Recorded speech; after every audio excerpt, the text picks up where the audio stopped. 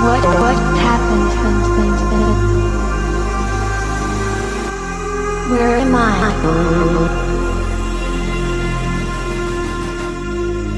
Am I alive yet?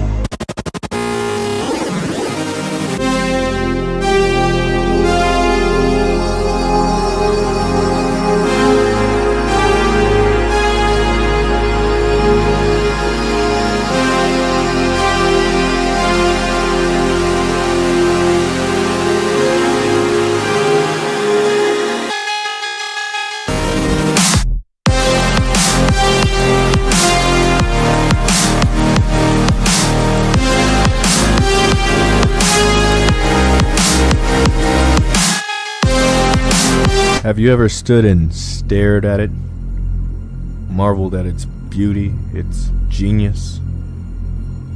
Millions of collectors, lovers of film and horror alike, just living out their lives, oblivious.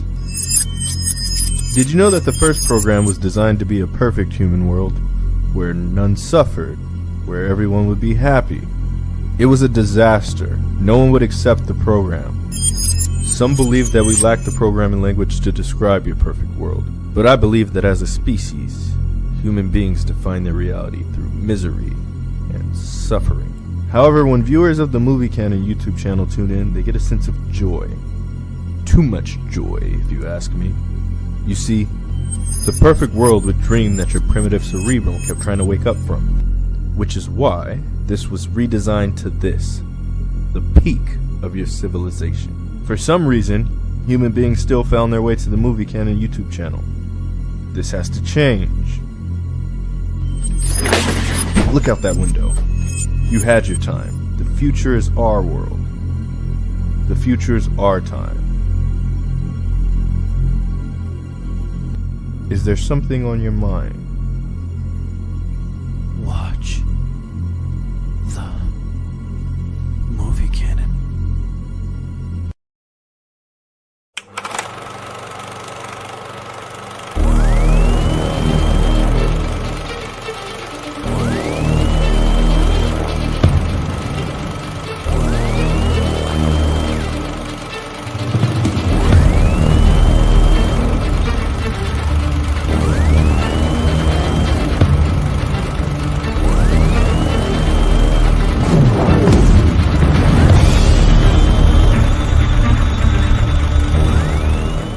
Hi, you're watching the Movie Canon? Watch Geo.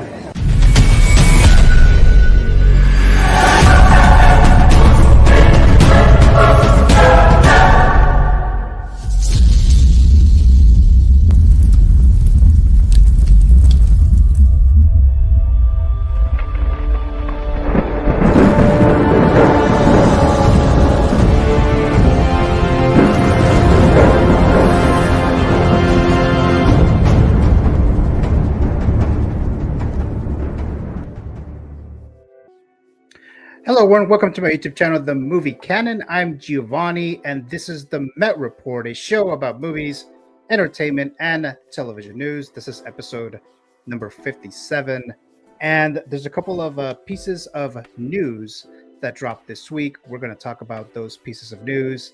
We have Will Smith kind of like teasing a Matrix project. Maybe it's true, maybe it's not. We'll talk about that. It's Matrix related, so you know I was going to talk about that. We have the casting or the recasting of Baylan from Ahsoka Season 2. We'll talk about that. We're doing a Batman vehicles tier list today, so that should be a lot of fun. And we're also going to do a Total Recall. We're going to officially introduce and launch the Total Recall game, specifically with the Met Report here today. It's going to be very similar to Figures Talk, the Figures Talk matchup, if you've seen that.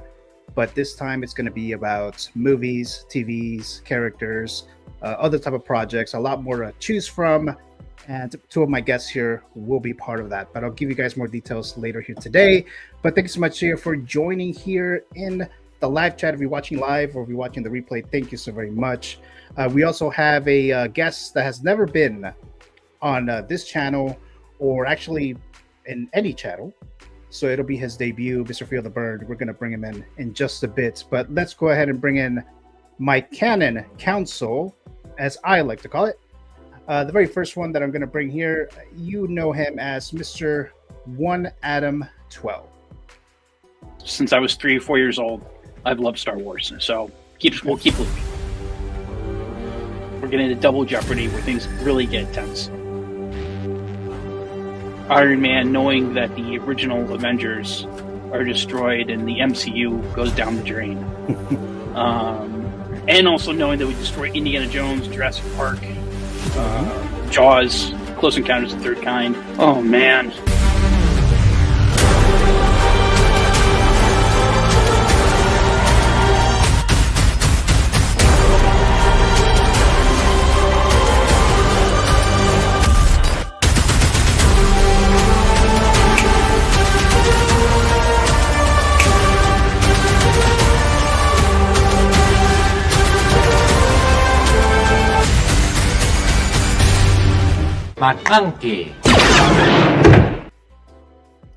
Hey, good Saturday afternoon. Hey, Adam, how you doing? Doing well. Welcome back to the Met Reports. I think this is like your third time on here. I mean, you're always on Figures Talk, but yeah, I'm a regular in Figures Talk on the council, but always good to also come here and talk, my passion, movies, TV, entertainment, all that stuff. So do you think that passion will reflect on you becoming the very first Total Recall movie master? I think I'm already the past Figures Talk champion, and I think that we could be looking at the WBC, WBA kind of deal. 2 champions, myself and our mutual friend here, Dave. This is gonna be like Rocky 3, Rocky versus Clubber Lang. So it's gonna be tough. He's a formidable opponent, but we'll see what happens. I think I pride myself in my knowledge of movies and television trivia and information. But looking forward to the competition. It's gonna be fun.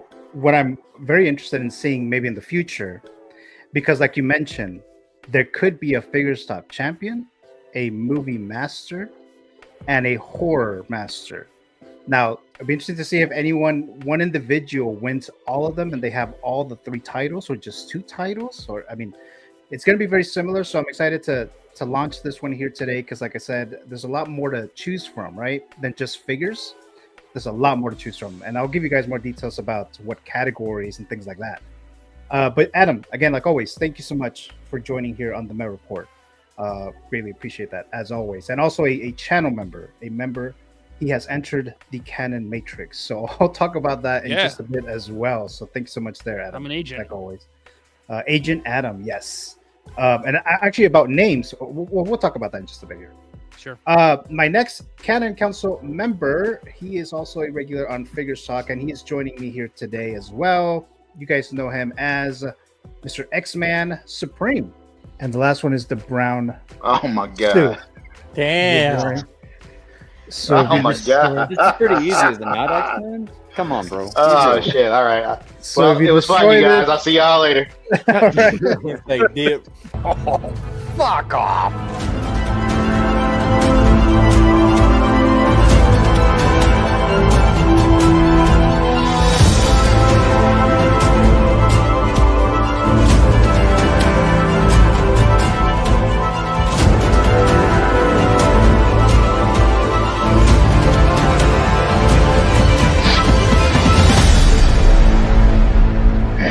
Rated R. Mr. Dave, how you doing? Like every good pirate, I'm rated R. All right. Wow. Okay. You've been watching a lot of Skeleton Crew lately, huh? I'm surprised at how much I like that show. Yo, me too. It's pretty good. Me too, Yeah, man. I didn't think I was gonna like it at all, but I'm like, I'm gonna watch it, and I really like that show. Yeah. My expectations for that were so low, and Yep. totally agree. And I'll tell you, what the kids are pretty good. The kids are pretty good for kid actors, But Yeah. Jude Law makes that show. If you didn't have Jude Law, and I think the guy who does the voice of the robot, he's also very entertaining. Oh yeah. But Jude Oh, Law makes that yeah. show. No Jude Law, I'm not sure I care too much. But every scene that Jude Law is in, he just he captivates. Hey, that helmet they put so on him, that's a good helmet. I like that helmet a lot. Yeah, I would Man. like. That's a figure I would like. I would like a Jude Law figure from that show. I don't know if they're going to do it. I guess the ratings haven't been that great, but you know, That's a shame because it actually is a good show. I didn't think based on the trailers. I just didn't. I was like, I don't know, man. Like we've got same Goonies here. already. We've already got all the kids on bikes that we could ever want. You know. Yeah, if they stick the landing next week, I see no reason why they wouldn't. I think this is a show like Andor. The ratings on that weren't that good, initially, but then people binged it and people saw what an incredible show it was. I think this is one that people in the weeks and months ahead will maybe look back and say, "Hey, listen, I know you guys didn't like the Acolyte. Maybe you didn't like some of the things from the recently in Disney Star Wars. But give this a try, and people will give it a try." I hope so. Like the good content needs to get the flowers because. But it's pretty good. Like some expectations were low, but I was like, I'm gonna try it. It's Star Wars. I'm gonna try it. You never know. And but actually I'm liking it quite a bit. I'm behind an episode, so I need to watch this week's episode. But next week is the finale, from my understanding of it. So so hopefully it's good there. It's pretty good. But Mr. Dave, X-Men Supreme, like always, thank you so much for joining. And are you ready to do the Total Recall movie masterness going on over here? You know what? We will see. I appreciate Adam's kind words. We will see how it goes. I've never considered myself to be a real like a movie buff or anything. There's some people that like. I remember when the 6 Degrees of Kevin Bacon thing really hit. Yeah, and I was just amazed at people with their knowledge of movies and actors and producers and all this. I'm like, wow, you guys are. I don't know how you do that. Yeah, so we'll see, man. Yeah, I'm excited to see how this goes because, like I said, I can pick so many different categories for this, so I'm excited for that. So we'll see how that goes. So we have Bacon. I love that game. Yeah. So we have my next Canon Council member now, Mr. Calvin Loki Collector. He is supposed to be here, I believe, so he'll drop in whenever he can here. So of course we'll bring him on here. But my next Canon Council member of the day here, this is his first time on any stream, so I'm glad that he's here. You guys probably seen him, a lot of fellow collectors in the live chats. So you have Mr. Roberts. You guys know him as Feel the Burn. Hello, Feel the Burn. How you doing? Hey. Good. How are you, everybody? Thanks for inviting me. I'm very excited to be here. Most definitely. Thank you for accepting the invitation. Welcome to the Movie Canon YouTube channel. You're starting off with the Met Report, along with Adam started with the Met Report, Jose, Brick. Right. A lot of you guys started with the Met Report and then later went into figure stock and stuff like that. But thank you so much for joining here today. Are you ready for today's stream? Oh, yeah. I ain't gonna lie, I'm a little nervous, but I'm gonna push on and get through this. So I'm ready to talk some Batman. That's for sure. Oh yeah. We'll do that to closer to the end of the stream. That'll be the last thing that we do. But again, thank you so much. There, you're among friends and fellow collectors here. So yeah, absolutely. So thank you so much there. All right, so let's go ahead and look at the live chat. So I do see quite a few in there. So let's get started with Mr. Brick Artemis joining here. Says, "Ooh, this one will be fun." Mr. Brick Artemis, a moderator and a channel member. He entered the Canon Matrix. So thank you so much there, Mr. Brick Artemis, for joining here in the live chat. And 112, just warming up that word. Happy Saturday, also another happy channel member. And everything gets talking themselves there. But then we see Brick saying, Gio is too afraid to offer me a chance to get a shot at the horror championship. So I mean, I don't do the horror talk as often. I am planning on doing one either this month or early February, and then that's when I'm going to do the horror Total Recall game. So, Brick, if you want a shot at that, who knows? Maybe you'll be the champion by then, or maybe you won't have it at that point. But you'll have a chance if you're on there. Then say here, Adam says, I don't think I could do the trifecta. Core is not one of my strong suits. Yeah, and I completely get that, Adam. It is mine. So we have a TJ Mike, aka King Churro, dropping by. Happy Saturday, fellow collectors and cinephilers. Thanks so much, TJ Mike, also a channel member. Thanks so very much for joining there in the live chat in the membership. Very great, appreciate that. And then Jose G. Hernandez, Jose Plus. What's up, fellas? Hello there, Jose. Thank you so much again for joining us in the live chat. He will be on Figures Talk tomorrow night. So thank you there, Jose. Let's see. And Mr. Dave just warming up the chat here, saying hello to some of the live chat members there. Jose says, bring back horror talk, he says. Yeah, I will be doing that this month there. All right. So again, thank you so much, guys, for watching, like I said, live, or if you're watching the replay, really greatly appreciate that. Let me go ahead and plug this little membership, right? The Canon Matrix, as I like to call it here. So there's two tiers here, the 1.0, 2.0. It kind of goes with the giveaways, and there's some other stuff that is going on there. But ultimately, what I'm asking some of the members here, if they would choose the red pill or the blue pill, because that depending on what allegiance you're going to be, right? So you're either going to be with the resistance or you're going to be an agent. This will apply to future games. And what I'm also doing is I'm going to create a character per member. So a member will have a character that will be part of this Canon Matrix. So I'll ask you guys individually, right, privately, what is your name? That'll be your character name. And then whatever expertise and skills that you have chosen, I'll show them as like a character file for your membership. And I'll show that. And some of these things will apply to future things, future games and things like that, especially when I start launching the simulations like of the DC one, the Gotham City, the horror one, Marvel, stuff like that, Star Wars. So if you'd like to join there, we really appreciate that. Like I said, two tiers there, but yeah, more details to come for this one here. Let's see here. Looks like we have a couple of other chats here. So let me just remove that real quick. Okay, so where is it? Okay, here we go. Let's see. Oh, it looks like you're just talking amongst yourselves there.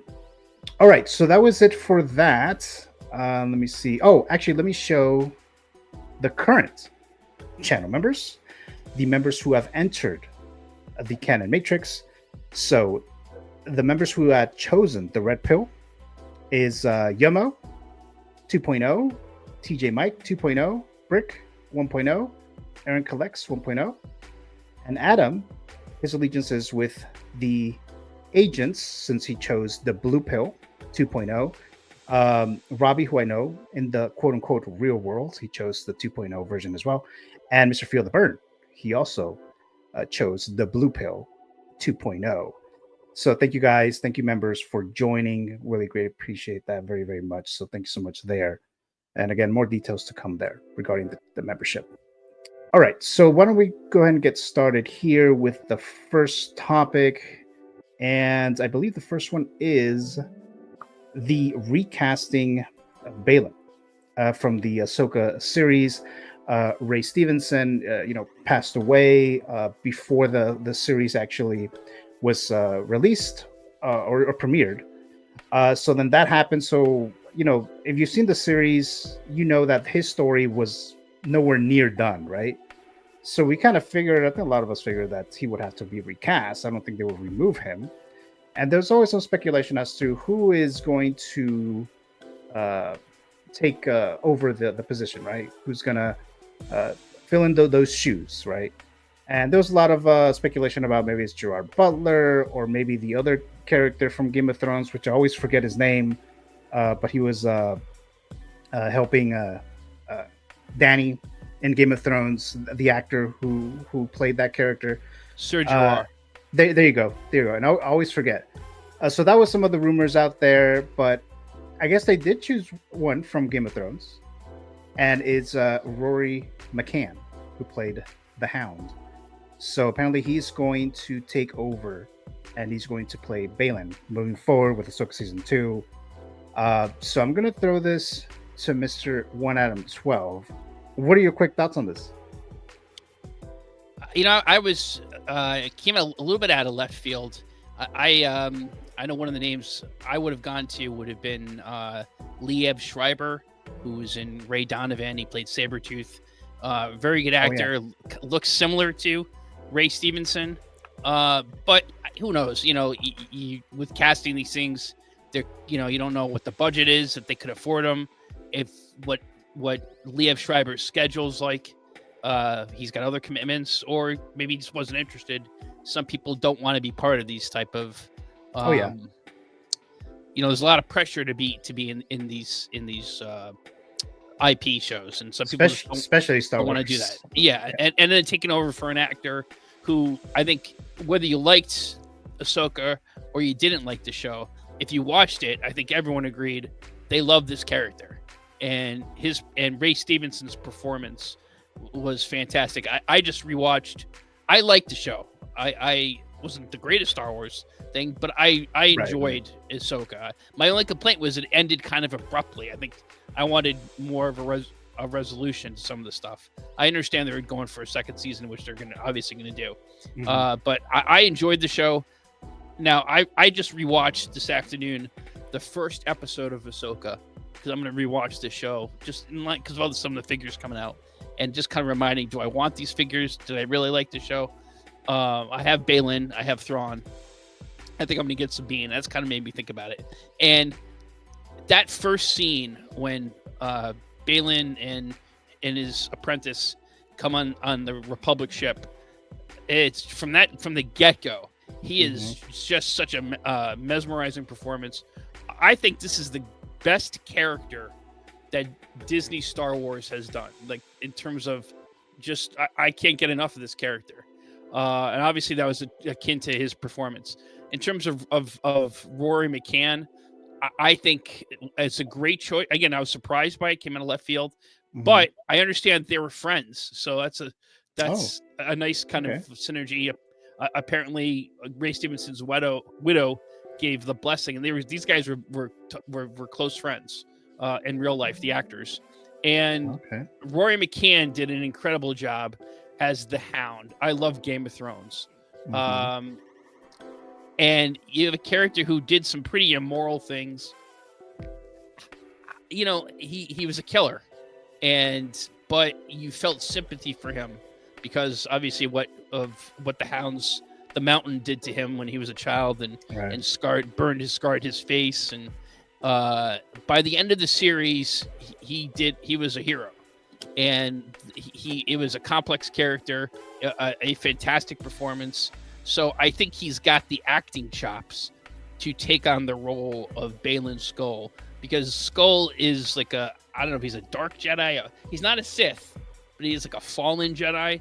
And in that performance, the character, you could tell, even in the beginning of that first episode where he goes on the Republic ship, he just wanted to walk in there and just get Morgan Elsbeth out of there.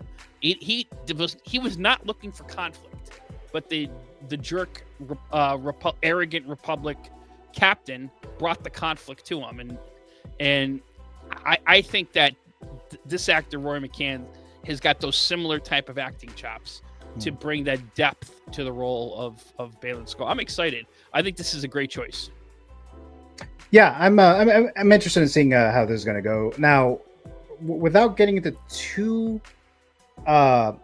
deep in the figure discussion, but do you think we'll eventually see the Rory McCann version of Baylan as a hot toy figure? Yes. I think if the show is pretty well received, if his character is well received, I think that's probably inevitable. Yeah. And depending on how these figures sell, the current Right. Jose says, Adam, you are getting Sabine. #fact. Yeah, that is fact. I haven't ordered it yet, but I'm getting it. Okay, yeah, there you go. Mr. Dave, I know you've seen Ahsoka. Any quick thoughts on this news? I didn't really have any thoughts on it because I haven't watched Game of Thrones. Oh, But after hearing Adam, what he had to say about it, it sounds like a good deal to me. It's a well-known thing. I think that the people that you spend time with inform a lot of your own personality traits in some ways. Yeah. And I have to imagine that someone who was a close personal friend of Ray Stevenson's, who knew him and would likely very well understand how he approached this character. I think that's a really good thing. So I'm looking forward to seeing it. It's a shame, it's a shame that of all the people that have all the money, Disney hasn't figured out how to keep people alive. But I'll tell you what, if we had to choose somebody, I think this is a good one. Okay. All right. Well, thank you so much there. And then Feel the Burn. I know that you're not, you don't really follow Star Wars that much there, but so yeah, I don't think there's much that you wanted to contribute to this part, right?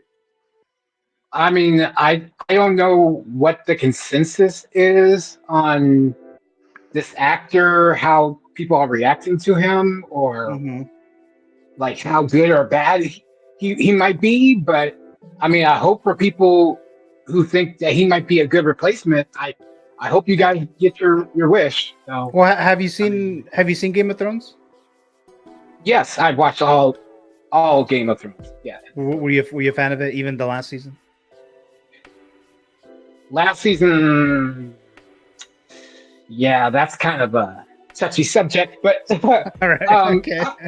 I mean, right. I really enjoyed it. I didn't think I would because I don't really get into like medieval, type of films or shows, but I was really interested in Game of Thrones. Actually, my partner is the one that actually got me into it. So I was just kind of, okay, this is kind of a dramatic, like soap opera in a way. So I was kind of like, okay, yeah, this is good. This is really good. But yeah, as far as the Star Wars thing, I really hope you guys really get what you want out of this. I mean, is it rumor you say, or is it they cast him? It was in the Hollywood trades. It's cast. Yeah, he's in the top trades and stuff like that are usually pretty accurate, like 90% accurate. So yes, it should be. Oh, okay. Yeah. Well, I mean, if they gave him like does he have a white beard and stuff? I mean, now,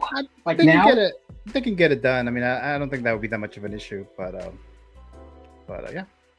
Yeah, I mean, I would just say slap a white beard and color his hair white if it's not already, and just slap him on in there. I mean, I'm sure. I mean, he is a good actor. I mean, so I have no doubt that he can kill it. So yeah. So it'll be interesting to see for sure, especially whenever there's some kind of recasting, right? Yeah. Hey, Feel the Burn. In terms of that last season of Game of Thrones, I don't know how you watched it. If you watched it when it aired on HBO, or if you maybe you have binged it. But my wife and I watched it initially when it aired, over the 8 or 9 years, every season that it aired. And this past year, we rewatched the whole series because my daughter is old enough to watch it now. Or at least I think she's old enough to watch it. Right. And it went down that last season, which I initially had a lot of issues with.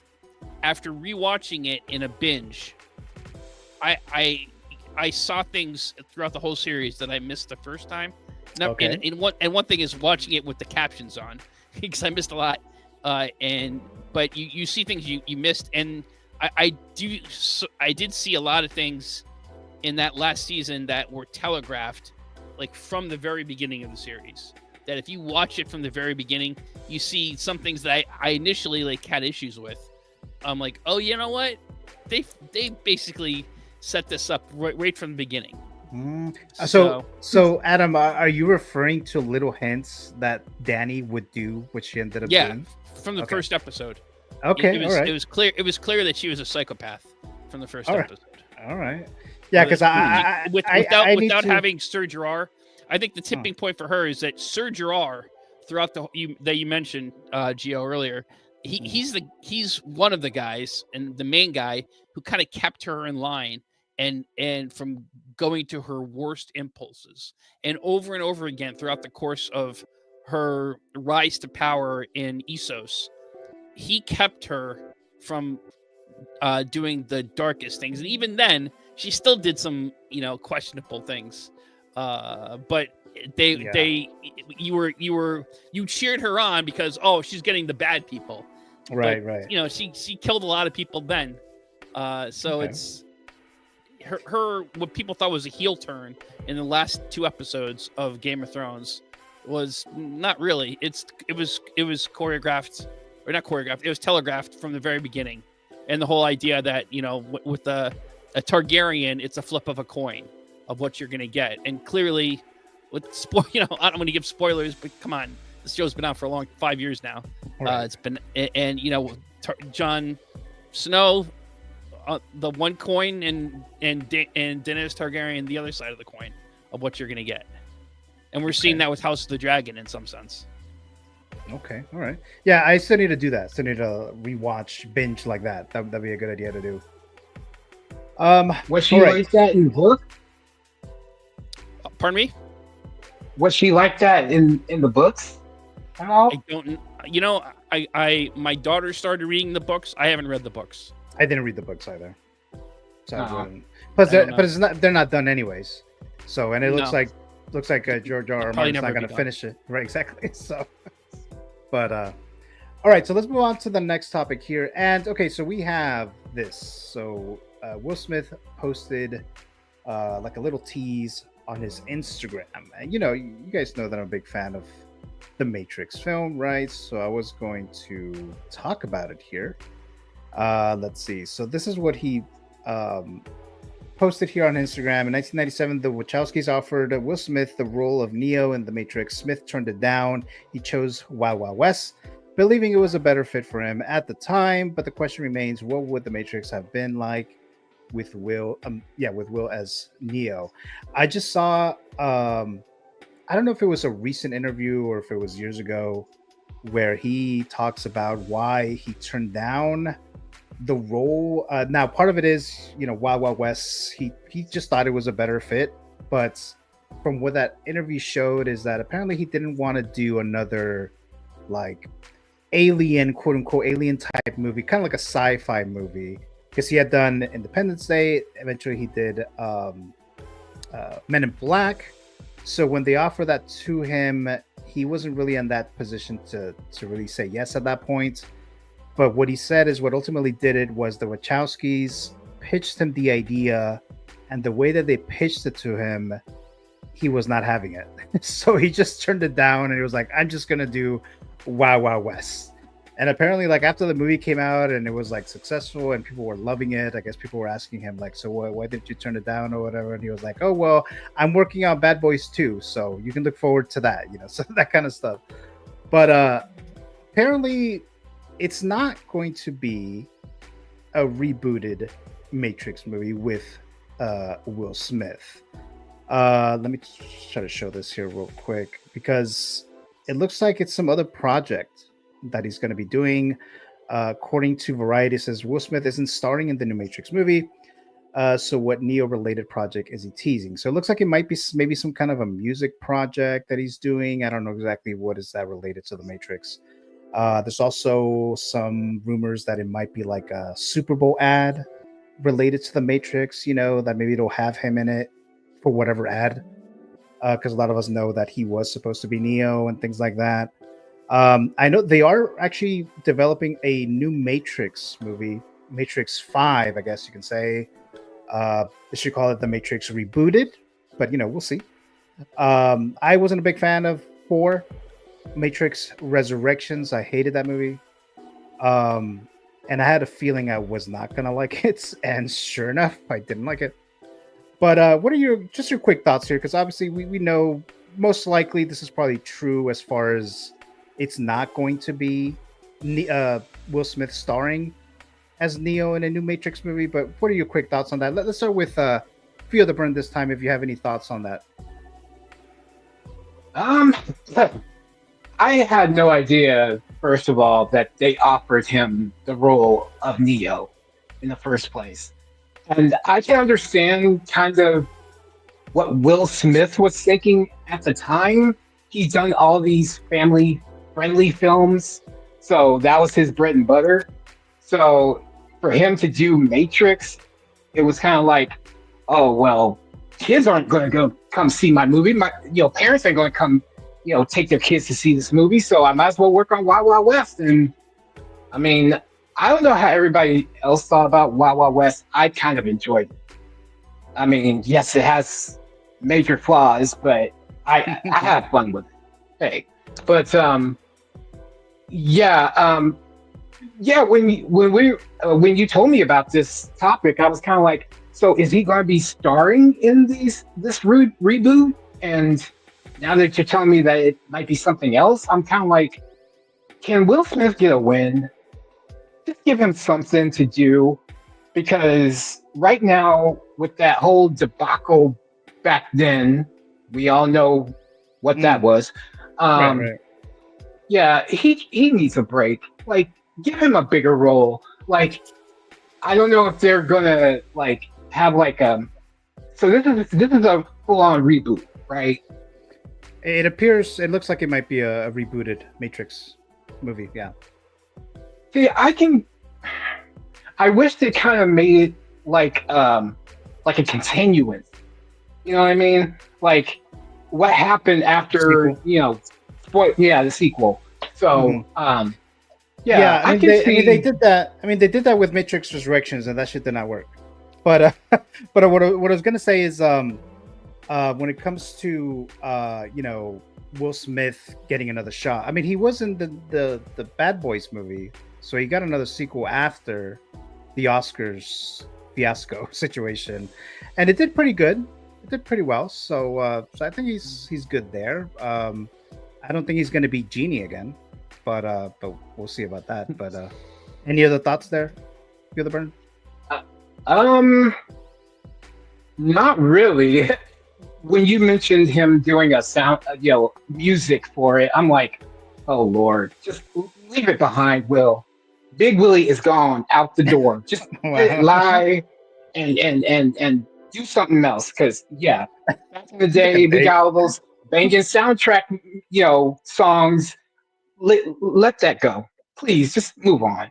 That's all. I mean, I don't know what kind of music project related to the Matrix would be exactly, but yeah. So I mentioned this earlier. So some of the rumors is something about it, that some kind of a Super Bowl ad or something related to the Matrix, maybe kind of like a spoof type of thing. You know how sometimes they do that? They'll put like an actor in a recognizable environments. In this case, it would be the Matrix. He was supposed to be Neo, and maybe we'll see a commercial like that, like Jose saying, isn't it a Super Bowl commercial? And I think that's might be what it'll be.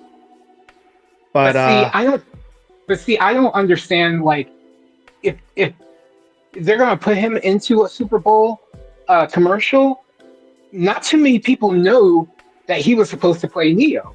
I mean, yeah, he put it on his Instagram, but I'm like, they're not going to see Will Smith as Neo. They're going to see Keanu. They're always going to be Keanu Reeves as Neo. So for him to be in a Super Bowl ad for like a Matrix, I don't know. It's kind of a iffy situation there. So. Yeah, I guess we'll see what exactly it is. Maybe it'd be some kind of like a funny thing. Who knows? But let's see, Dave. What are your quick thoughts on this? I just wanna see the song. That's all. When he rolls up in the new Matrix, when he strolls into the new Matrix. Okay. No. Ha ha ha. Oh, there you go. You're already thinking about that. Right? Red pill, blue pill. What's the deal? That's what I'm saying. It might be funny if it is a Super Bowl ad, whatever it is. I have no idea what it would be. It might be funny. Using the Matrix. It's the same old story, but just with Will. Yeah. Adam, how about you? We lose sight of the fact the Oscar fiasco and what that did, the notoriety he got from that, and what that has done to his career. But I've been a fan of Will Smith's since I was in it was either middle school or high school. I can't remember. And he was DJ Jazzy Jeff and the Fresh Prince, and their song "Parents Just Don't Understand." And then, of course, they did "Summertime" and so many awesome songs, hip hop songs from back in the day that I really liked. And of course, he was,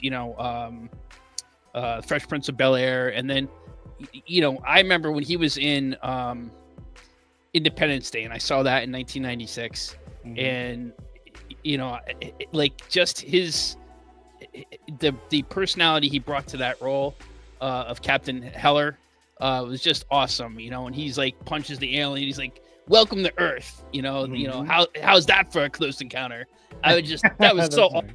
He really made, among other things, and there's some other good performances like Bill Pullman in that film and Randy Quaid, but he really made that movie. Speech, Jeff Goldblum, he really made that movie, and and of course Men in Black.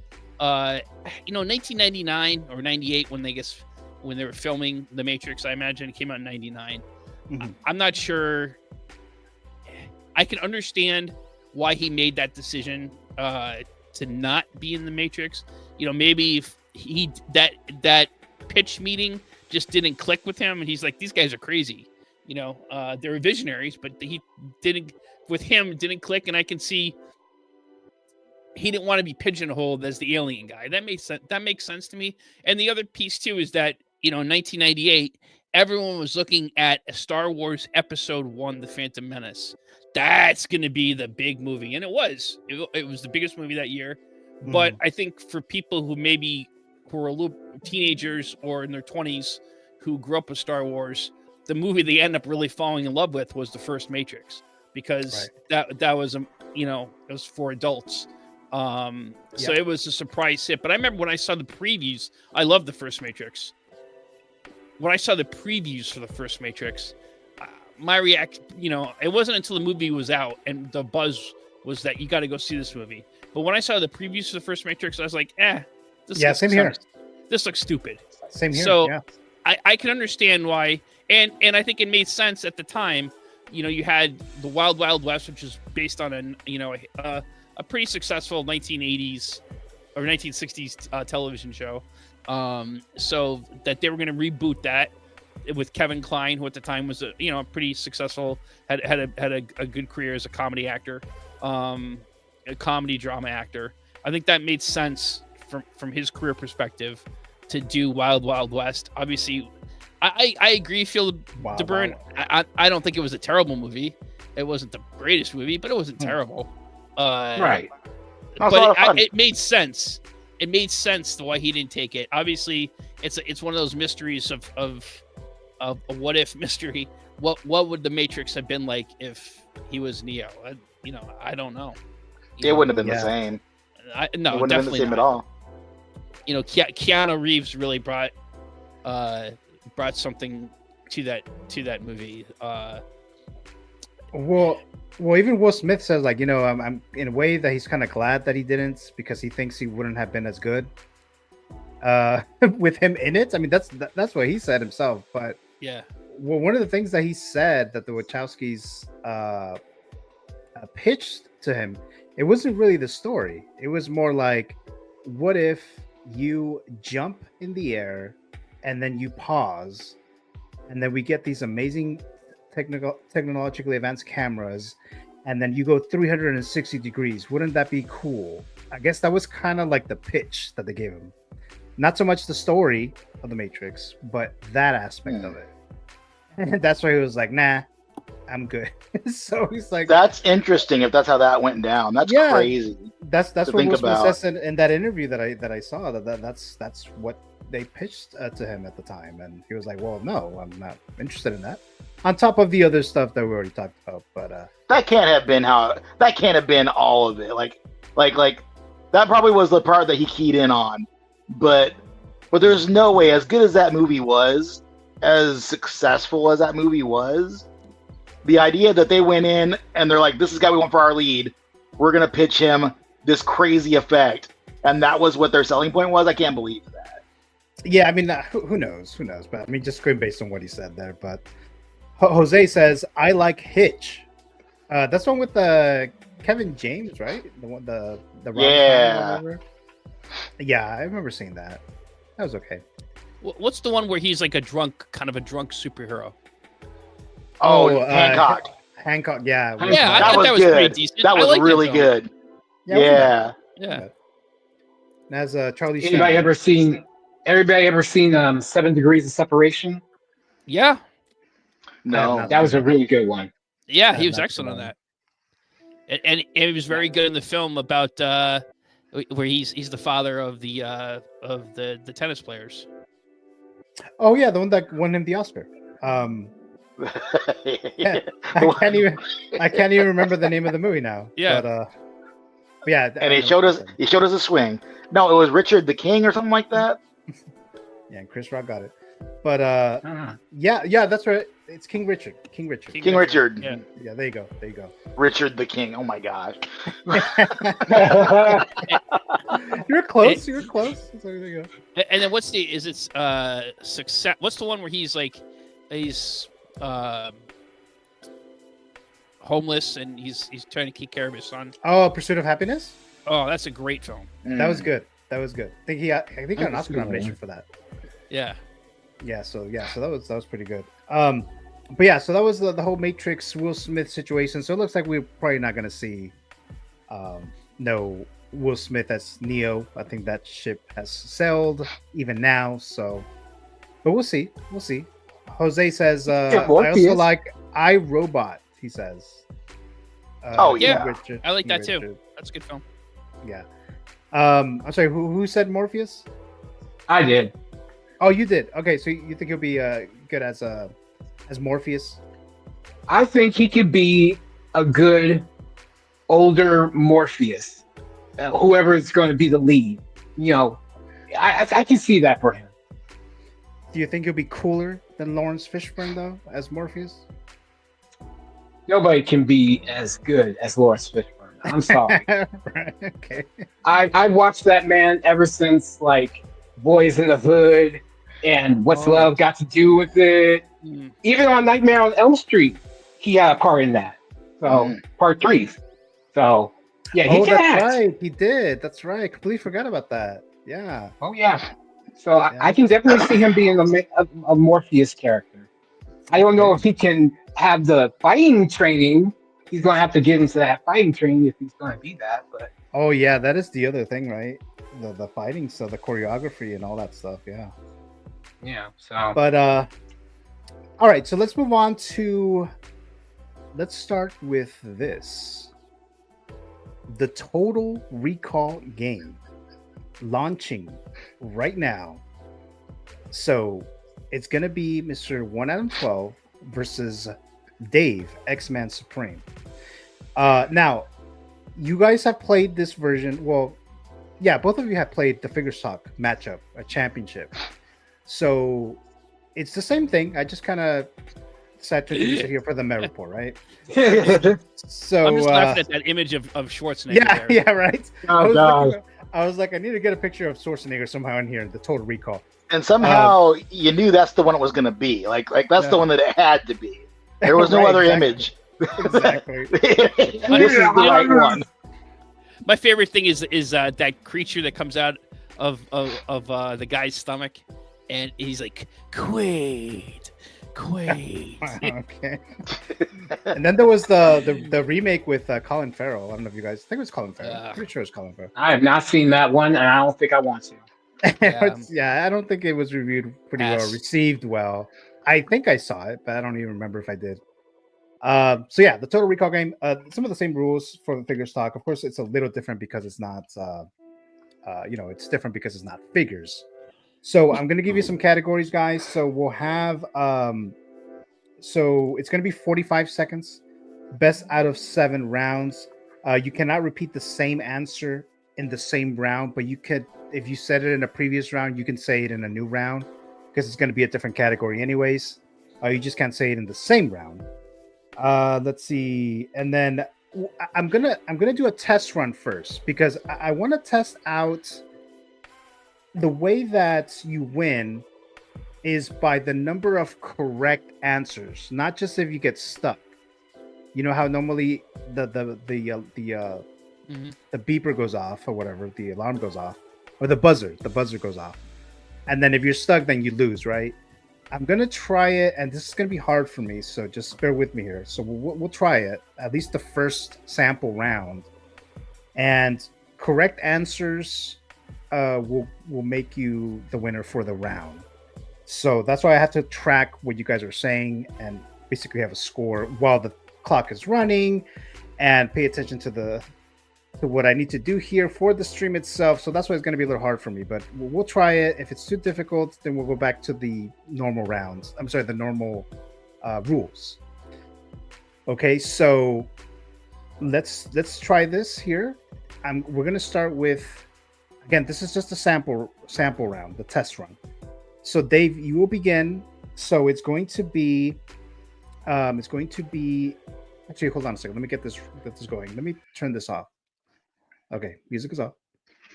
So I'm gonna still use the little ticking. Can you guys hear it? Yes. Yeah. Okay. Oh, you guys can hear, right? Okay, so there Yes. you go. So we'll still do that. As far as the buzzer, I may not be able to hit it because I'll be writing things down. So I might just say end round, and then that's it. Then you stop. Okay. Okay. So any questions? No. Okay. All right. Here we go. So we're gonna start with Dave. The sample round. It's actually not going to be related to anything movies or entertainment. It's actually going to be U.S. states, starting right now. Or just naming the states? Right. Just say one state, and then Adam will say another state. Oh, okay. Oregon. Oklahoma. Michigan. New York. New Jersey. Massachusetts. Maine. California. Ooh, that was mine. Florida. Georgia. Texas. Wisconsin. Kansas. Alaska. Louisiana. Hawaii. Tennessee. Vermont. Michigan. Was it Michigan? No. Maine. Let's see. Georgia. I said Georgia. You said Georgia? Oh, okay. Yeah. Okay. All right. So it was a little hard, but yeah, you guys repeated Michigan and Maine. So let's see. Okay. So we got we have points for Adam. 1, 2, 3, 4, 5, 6, 7, 8, 9 points for Adam. And Dave got 1, 2, 3, 4, 5, 6, 7, 8, 9. So you guys tied. Okay. Yeah. So then at that point, if there's a tie, At least it wasn't state capitals. Jeez. Oh, Juneau. God. Sacramento. So but all right. So so in that case, if the buzzer went off or the time went off while you were still speaking, and it's tied, then the person who got stuck will lose the round. At least that's how we'll try it here. But let's see. Jose is doing a fact check, it looks like, but X-Man repeated 2 of Adam's. Right, so I didn't count it. But even so, Jose, friggin' narc. so I didn't give him the point. So just the correct answers there. So yeah, so there you go there. All right, so you guys ready for the official game? Let's do it live. All right, so here we go. This is going to be hard for me. Okay, all right, so let's start the first one here. Let's start with Adam this time. Where's the little ticking? And the movies are. I'll tell you right now the category. Okay. Because as soon as I tell you, and that's when Oh, this that's right. starts. Right. That's right. So it's going to be 45 seconds. So here we go. So Adam starts. Here we go. So it's Star Wars characters, all Star Wars characters, starting now. Greedo. Han Solo. Luke Skywalker. Chewbacca. Princess Leia Organa. Wicket. Padme. Obi-Wan. Grand Moff Tarkin. Ooh. Paz Vizsla. Bail Organa. Din Djarin. Obi-Wan Kenobi. Let's see. You already said Bail Organa. Why can I not think about one Star Wars Revan? Dr. Ebazan. Ooh, 3PO. Shin-Hati. R2. Grogu. Baylan Skoll. Stop. C-3PO. Okay, stop there. There you go. That's crazy how you get stuck like that. There's so many characters in Star Wars. Right. I would so lose so bad. Ooh, I would lose so bad. I was gonna say Greedo at first too. I was like, oh, he's like Greedo. Okay, the round is going to go to Adam. He got 10 correct. Oh, nice. And Dave got 9 correct. Consistency. All right. So, it's not about quantity, it's about quality. There you go. let's see. Jose saying Greedo would be the first one, Adam. said. Absolutely. That's for you, Jose. Oh, there you go, there you go. It's pronounced Shin-Hati, Adam. So Yeah. there you go. All right. So it was a little hard. I'm more on hair, but that's Okay. It was a little hard, but we'll continue this route. So That's what she said. all right. There you go. All right. So this time, Dave will begin. Okay. Okay. So we have Adam first, Dave first. Okay. So same thing. Let's see. Where's the little ticking thing? All right. So let me get my little clock ready to go. Actually, I may not use the ticking thing. It kind of delays me a bit. So what I'm going to do is there'll be no sound. And I'll just say round begin or round ends, or, you guys will figure it out there. Or that too, right? All right. So here we go. Here we go, guys. Don't repeat the same one. Okay. Here we go. It is DC movies, as in DC Comics, movies, adaptations, only starting theatrical releases now. Batman. Superman the movie. The Dark Knight. Dark Knight Rises. Batman Returns. Superman 4, The Quest for Peace. Batman Begins. Catwoman. The Batman. Justice League. Batman v Superman. Superman 3.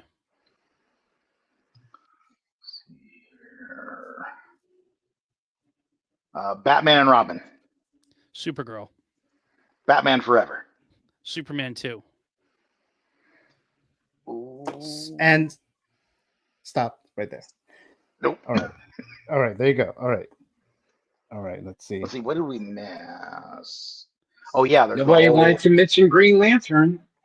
Just saying. We don't talk about Green Lantern. Wash that taste out of your mouth. Yes. Yes. Okay. So you got stuck there, Dave, because it's tied. It was 8 and 8. Oh wow. So since you got stuck, so then you'll lose a round. So the point is going to go to Mr. 1 Adam 12. Oh man. All right. So 2 and 0. All right. Let's see here. X-Man, what are you doing, man? Come on. I don't know. I Give forgot us a about Wonder program. Woman. Oh, God. Yeah, I know. Jose says Adam says he's more into hers, and Gio says it was a little hard, and I'm like, well, what?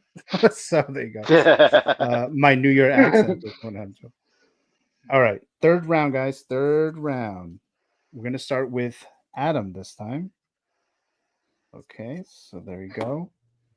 And it is better if I just don't click like the sounds or whatever. All right, here we go. I start. Right. So Adam will start. So here we go. Movies that were theatrically released in the 80s only. Go. Die Hard. Beetlejuice. Back to the Future. The Labyrinth. Gremlins. Ooh, that's good. Empire Strikes Back. Desperately Seeking Susan. You've Got Mail. No, that's not it. That's not one. That's I didn't do that. That was the 90s.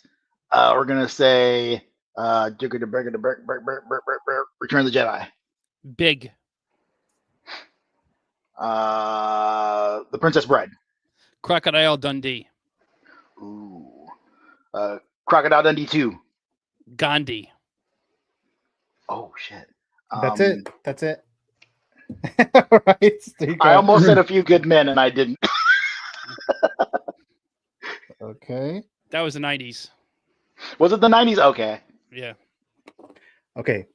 Mr. One Adam 12 wins the I think round. Crocodile Dundee technically was like 1990 or something. Could be Oh, wrong. was it? Was it? Okay. Yeah. I don't know. Did you Jose will say fact check that? Did you say that or Dave said that? X-Men said. Oh, X-Men did. Okay, I see it here. I said Crocodile Dundee 2. I'm sure that was in the 90s. Okay. All right. Either way. So Adam won the round 7 from 6 from Dave. Oh man. All right. Just so there. Let's go to round 4. Round 4, guys. So here we go. Dave will begin. Here. Okay. All right. Okay, here we go. Dave will begin. Movies that were theatrically released in the 90s. Begin. The Matrix. Independence Day. The Crow. Star Wars Episode 1, The Phantom Menace. Teenage Mutant Ninja Turtles. Titanic. Teenage Mutant Ninja Turtles 2, Secret of the Ooze. Saving Private Ryan. Teenage Mutant Ninja Turtles 3. Pulp Fiction. Home Alone. Schindler's List. Home Alone 2. Jurassic Park.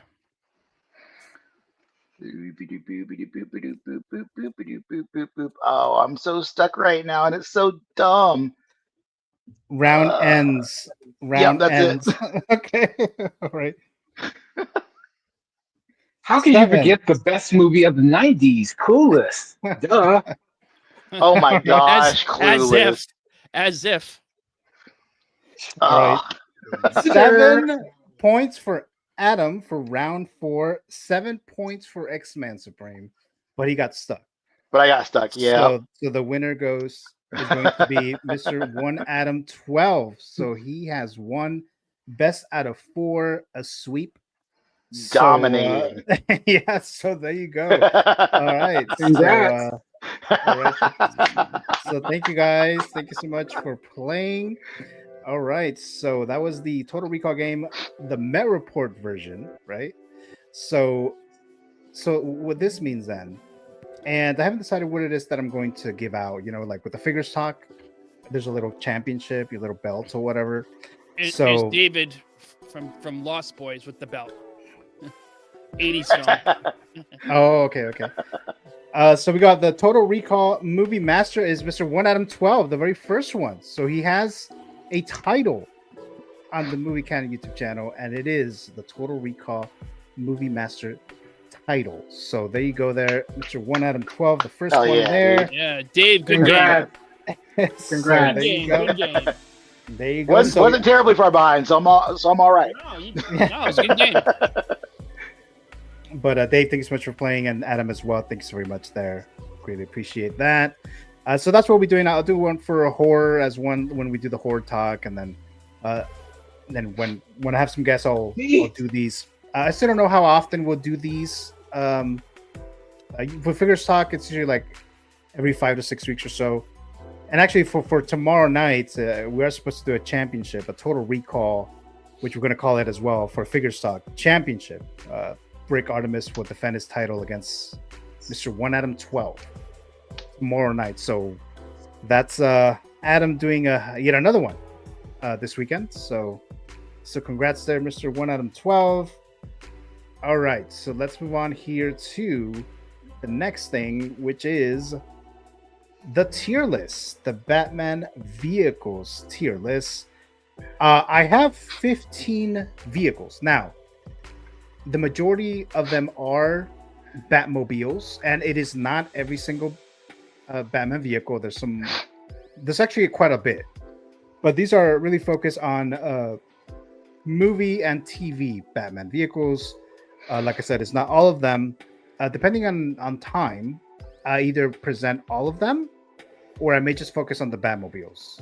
But yeah, so that's what we'll do here for this tier list. But before we do that, let me go ahead and play this little clip here right now, since I won't forget. Action! Oh. Hey there. If you haven't already, what are you waiting for? Like and subscribe to the Movie Canon. What up, baby? It's Reverse Zio, and you're watching the Movie Canon. Make sure to like, comment, and subscribe. Hey friends, it's 1Adam12 here. Don't forget to subscribe to my friend, the Movie Canon, for all your movie, entertainment, horror, and 1/6 action figure talk. Thank you. Guys, if you aren't already subscribed to the Movie Canon, make sure that you do so, because you are totally missing out. Go ahead, hit that subscribe button, hit the like, and hit the notification bell so you know the next time. What's going on, everybody?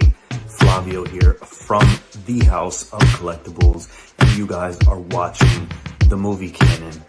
Don't forget to grab your popcorn. Don't forget to grab your drinks. Thank you guys for watching. Don't forget to like, comment, and subscribe. Peace.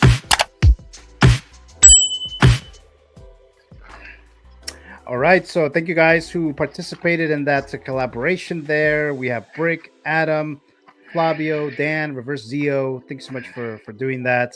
It's kind of a reminder for me to ask you guys to hit the like button, subscribe, because or comment even, because a lot of that stuff really helps with the algorithm. It doesn't seem like it would, but it actually does. So I do appreciate that if you would hit the like button and then subscribe if you haven't done so already. I do appreciate that as well if you were to do that. Now, going back to the just very quickly the membership here. So some of the questions that I will ask if you become a new member of if you enter the Canon Matrix is I'll ask you this question here. You take the blue pill, the story ends. You wake up in your bed and believe whatever you want to believe. You take the red pill, you stay in Wonderland, and I show you how deep the rabbit hole goes.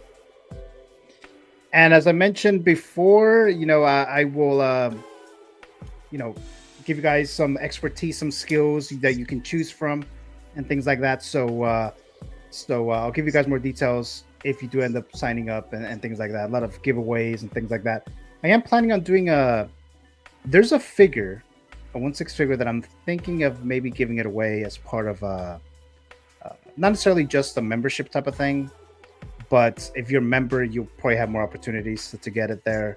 Once I get a certain amount of members, then we'll do that. But I'll talk to you guys about that a little later. But let's get started with this tier list, this Batman vehicles tier list. Now we have, actually, I think Mr. Calvin was supposed to join us. It looks like he may not be able to, but if he does show up later, of course, we'll include him here. But let's start with this tier list here. Where did I put it here? Hold on a second, guys. Oh, here it is. Okay, so a lot of you guys have done this. I mean, I've been doing this quite a bit, actually, especially last month with the fantasy figure tier list. So we're doing this here. And again, it's Batman vehicles, movies, TV, and things like that. So we'll go ahead and do that. Jose says, imposter Joker giveaway? No, not at all. No. He's giving away his pre-order for the Artisan Anakin. I knew that was going there. I had to go there. Come on. and now you just ignited Jose now with that. So and Brick says, if only, he says. So there you go. All right. So again, you guys know how this works, right? I feel the burnout. I mean, you've seen these, right? I mean, you watched the channel before.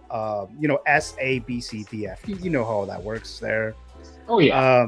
So this is just based on however you want to see it. Like, what factors in to a grade into your tier list, into your ranking? Is it just because the vehicle looks cool to you? Is it the specs of it? I mean, it's up to you.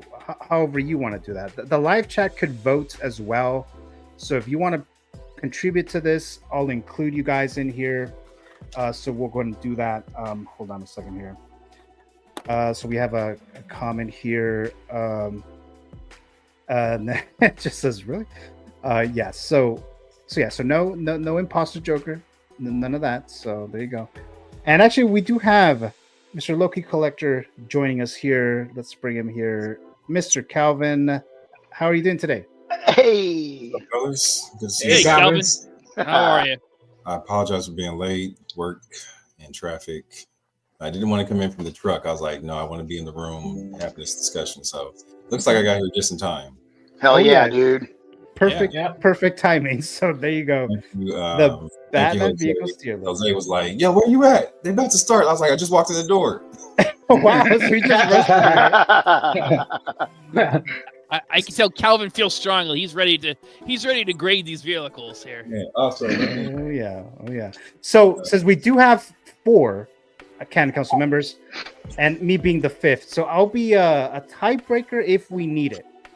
So I'll be the tiebreaker, but I'll get you guys' grades. You guys know how this works here. Let's see. So just saying hello there to Calvin there. Up, and then Jose says, Gio, thank you. That Anakin will be a great addition to my collection. I'm sure it would be, Jose. But that's gonna be mine. So maybe so maybe when I give you that giveaway that I owe you in person, maybe, and if I have the Artisan Anakin, you can see it. You can play with his hair and things like that. But that's probably about it. What? But so there you go. All right. So are we ready for this Batman vehicles tier list? So here we go, guys.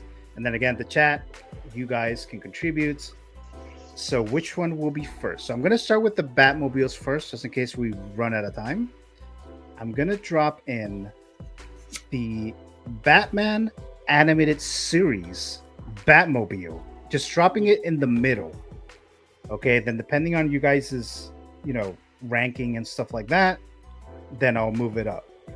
So let's start with question. What's the rules here? Each one gets its own separate tier. Right. So I mean, we can have multiple. Like for example, we can have multiple S tiers of the same, vehicles or whatever the case. Yeah, we are. It could just go wherever. But once we get to specifically the S tier list, we may have to adjust those so you guys can vote within the S tier which one should be higher, which one should be the top if we have multiple S tiers. But we can have many at the same one there. Okay. All right. So I mean, yeah. So let's start with Adam, the Batmobile from the animated series. What do you think it should be? I think this is, well regarded as one of the best interpretations of Batman and his universe. I really like it's a sleek looking, kind of 40s-ish design of the Batmobile. I'm not sure it's my favorite of them. It's not my favorite, but it's a very strong one. I give it an A. I'm sure there's some people who are going to give this an S tier, but for me, I would give it an A. All right, so we got an A from Mr. Adam. Dave. Given the time frame that this happened, and the fact that they did draw a lot of inspiration in certain aspects for this show from the '89 film, there's obvious correlation between those two Batmobiles, and for me especially, those two are always going to rank similarly. I hold them both in high regard. So that one for sure, for me, is going to be an S tier. Absolutely an S tier for that Batmobile. It's got all the cool, all the coolness of the '89 Batmobile, but like Adam said, it's a lot sleeker. It may be a little ridiculously long. Oh yeah.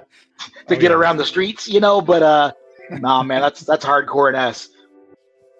All right. Mr. Feel the Burn. as far as nostalgic reasons, I'll give it an A. Definitely not my favorite, but yeah, I can see the nostalgic purposes of why everybody would want it to be an S. But more for me, it's more of the realistic Batmobiles that, the movie Batmobiles that really like piqued my interest. So yeah, I'll give it an A. Now, were you one of the few who are interested in getting the Jazz Inc.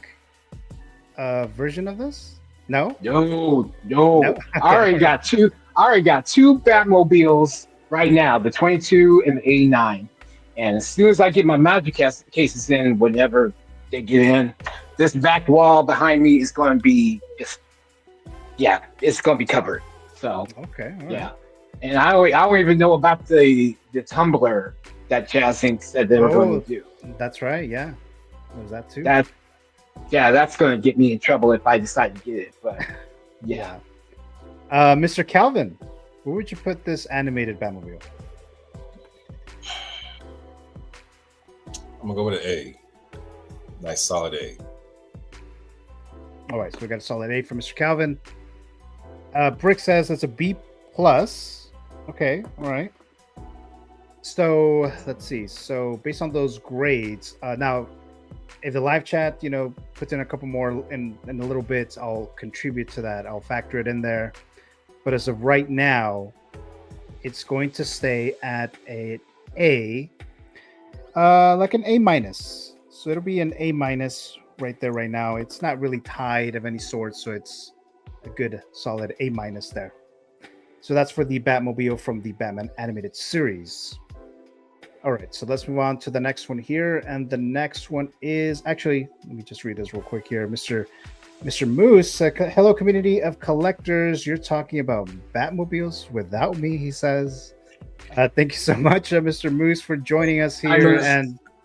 And I think you have all of the Jazz Inc. ones, Moose. Correct me if I'm wrong there, but I think he has quite a bit of those. I'll be honest. When I saw your thumbnail, I said, he didn't ask me shit about no Batmobiles. Right. I gotta jump on with this. All right. Jose's giving it an A for the animated series Batmobile. Then Moose says yes, he does have them. So there you go. There. All right, let's move on to the next one. And actually, let me go back. So it'll move up to as an A plus for the Batmobile from the animated series. All right, and then I will close those polls in just a bit here, so I won't be able to, get your votes the whole time, but just so you're aware of that. All right, so the next one, let's do the Tumblr from The Dark Knights, the Christian Bale version of it. Let's start with Calvin this time. What are we on the Tumblr? Yes. I know you can't really see the little icon, but yeah, it's the Christian Bale one, The Dark Knight. A C, okay. This is not the camel one. This is the black one. Right, correct. Yeah. Okay. All right. So, and then Adam, what would be yours? This is one of my favorite Batmobiles, from my favorite Batman films, the Nolan trilogy. I love it's like a militaristic tank. I think it took part inspiration from the Dark Knight Returns series. I give this one an S. Oh, okay. I wish I had room for the Hot Toys version, but the only room I have for a vehicle is the DeLorean behind me. I hope to have room at some point. I would love to get this. Yeah, that's my issue for sure. The space for all that, because I would love all these Batmobiles. I mean, Calvin has one of the ones that I want the most probably, and the 95. But let's see. So we got a B from Jose, and we got a C from Brick. All right. Feel the burn. I will give the Tumblr a B. To be honest, I wasn't a fan the first time I saw it. I was like, if they were going to use like a tank, why don't they just use it in the third film, since the third film was already named The Dark Knight Returns? I mean, I think that would be more fitting, but I get why they did it just to have a stylized Batmobile or whatever. But yeah, I wasn't a big fan of that at first, but it's slowly growing on me. So yeah, a B for me. All right, so got to be for the Tumblr. And Moose, are you? I don't remember. Did you vote for the animated series Batmobile? I don't think you did, but he says the animated Batmobile is the best. He says, but then he also says they are all the best. Batman and Robin Batmobile least likable, and then we'll definitely talk about that in a bit. All right, so let's go to Dave. This one's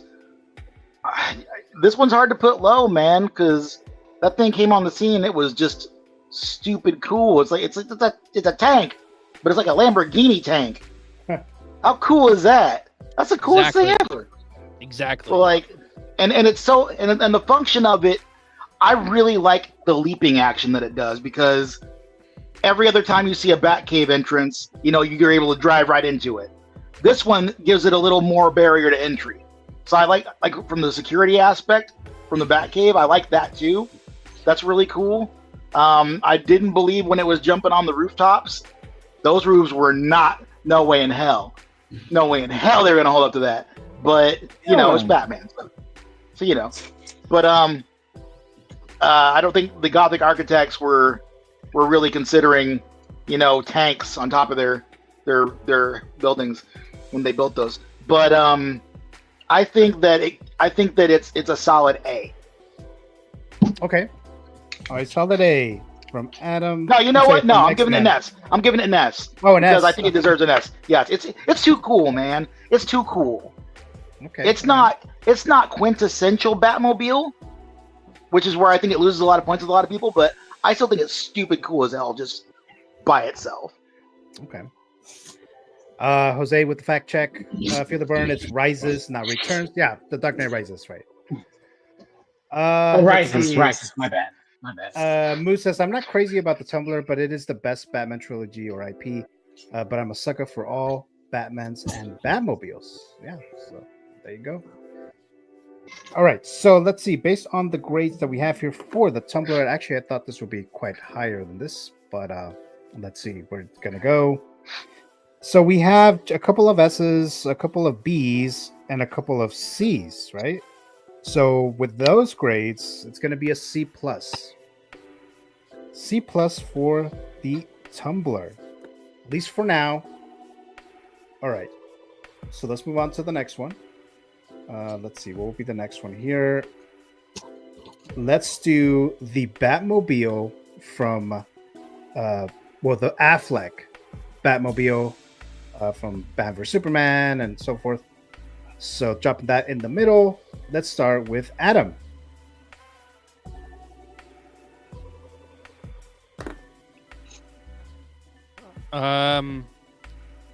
That's the Affleck Batmobile. Yeah, I'm just taking another look at it here. Oh, okay. Yeah, this, I like Batman versus Superman. This wasn't a terrible one, but they were kind of like trying to straddle a line between the 89 and the Tumblr. I give it a B. Okay, a B. It wasn't my favorite, but it wasn't bad. All right, got that. Jose says it's an S for the Affleck Batmobile. TJ Mike says it's a C. And Brick says it's a D. Okay, so Calvin. I want to preface this that I love all Batmobiles. Mm. But since you're putting me in this tier situation, I gotta be with Brick and go a D here. Oh, wow. This is actually one of my favorites, but this is rough. Yeah, you didn't get that one? That Jazzing? Or it's Jazzing, right? The one that they made? I've got two of them right here. Oh, shit, you do? Right. Okay. Wow. All right. Cool. You don't play. The man don't play. Yeah. Dave. I think that this does a lot of the same cool things that the Tumbler does, but it's like in a weird way that isn't as cool, right? I can't quite put my finger on it. Like, it's not quite as cool as a Tumbler. It's not. It's more assault vehicle and less urban assault vehicle. I think that's part of it for me, because it's like, where are you driving that thing in the city, bro? Like, that's where you do all of your operating. You're in Gotham City. Like what streets are you taking that down, or alleyways or whatever? You know, I'm like, what are you doing with that thing? Wherever you want. Well, okay, true, yeah, but like, it's not like he's trying to run over everybody else's car on the road. You know, like, you need the whole road. You need the whole road for that vehicle. You need as a truck driver. That's all the lanes. Wow, get your ass out the way. I'm coming. That's That's the Batmobile. That's the Batmobile right there. Oh god. But you know what? It does do its job.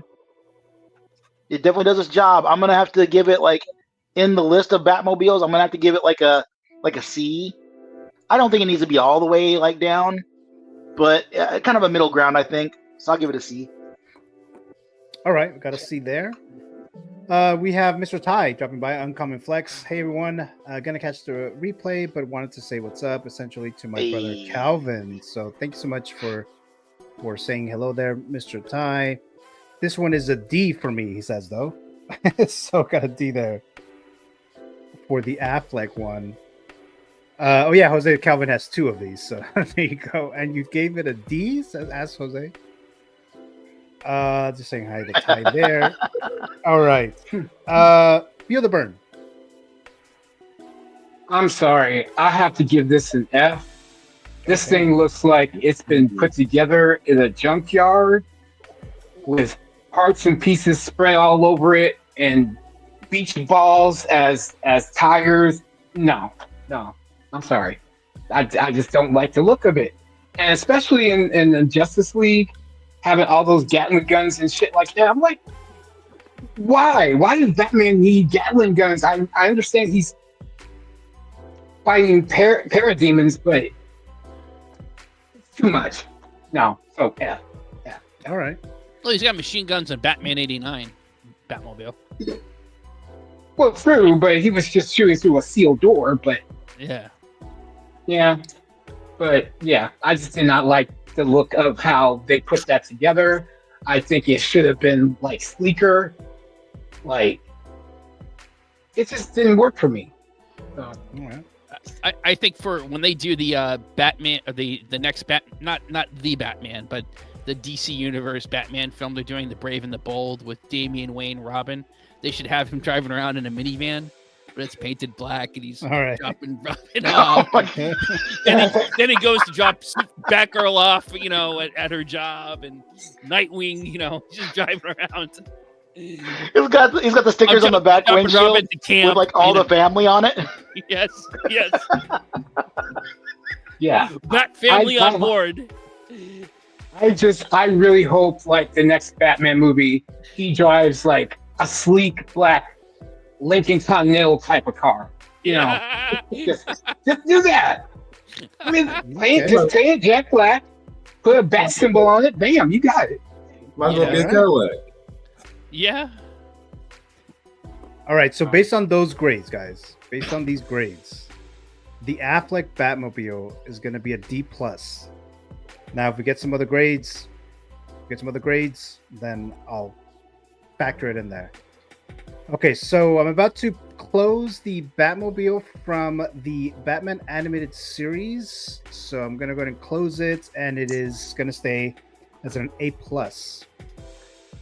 Okay, so let's go here to the next one here. Let's see, where are we here? Oh, here you go. Dropping this in the middle. The Val Kilmer Batman Forever Batmobile. Mr. Calvin. Wouldn't that in B? Okay, gotta be. Something about the way the rib cage look on the frame looks like a bat. The way it glowed, the long ass wing. I was actually disappointed that he couldn't make that work for Jasmine to have the wings split, even though it's ridiculously long though. So on one hand, maybe I'm glad he didn't do it, but there was just something always about that blue in the hubcaps with the rims and that glow throughout the body that just did it for me on screen with this one. So yeah, solid beat for that.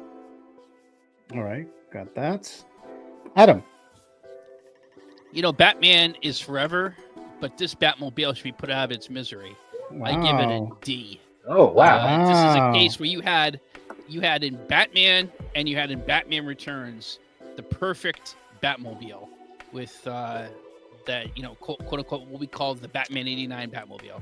You want to tweak it a bit for the third movie, but no, they wanted to sell some crap toys, and they came out with this.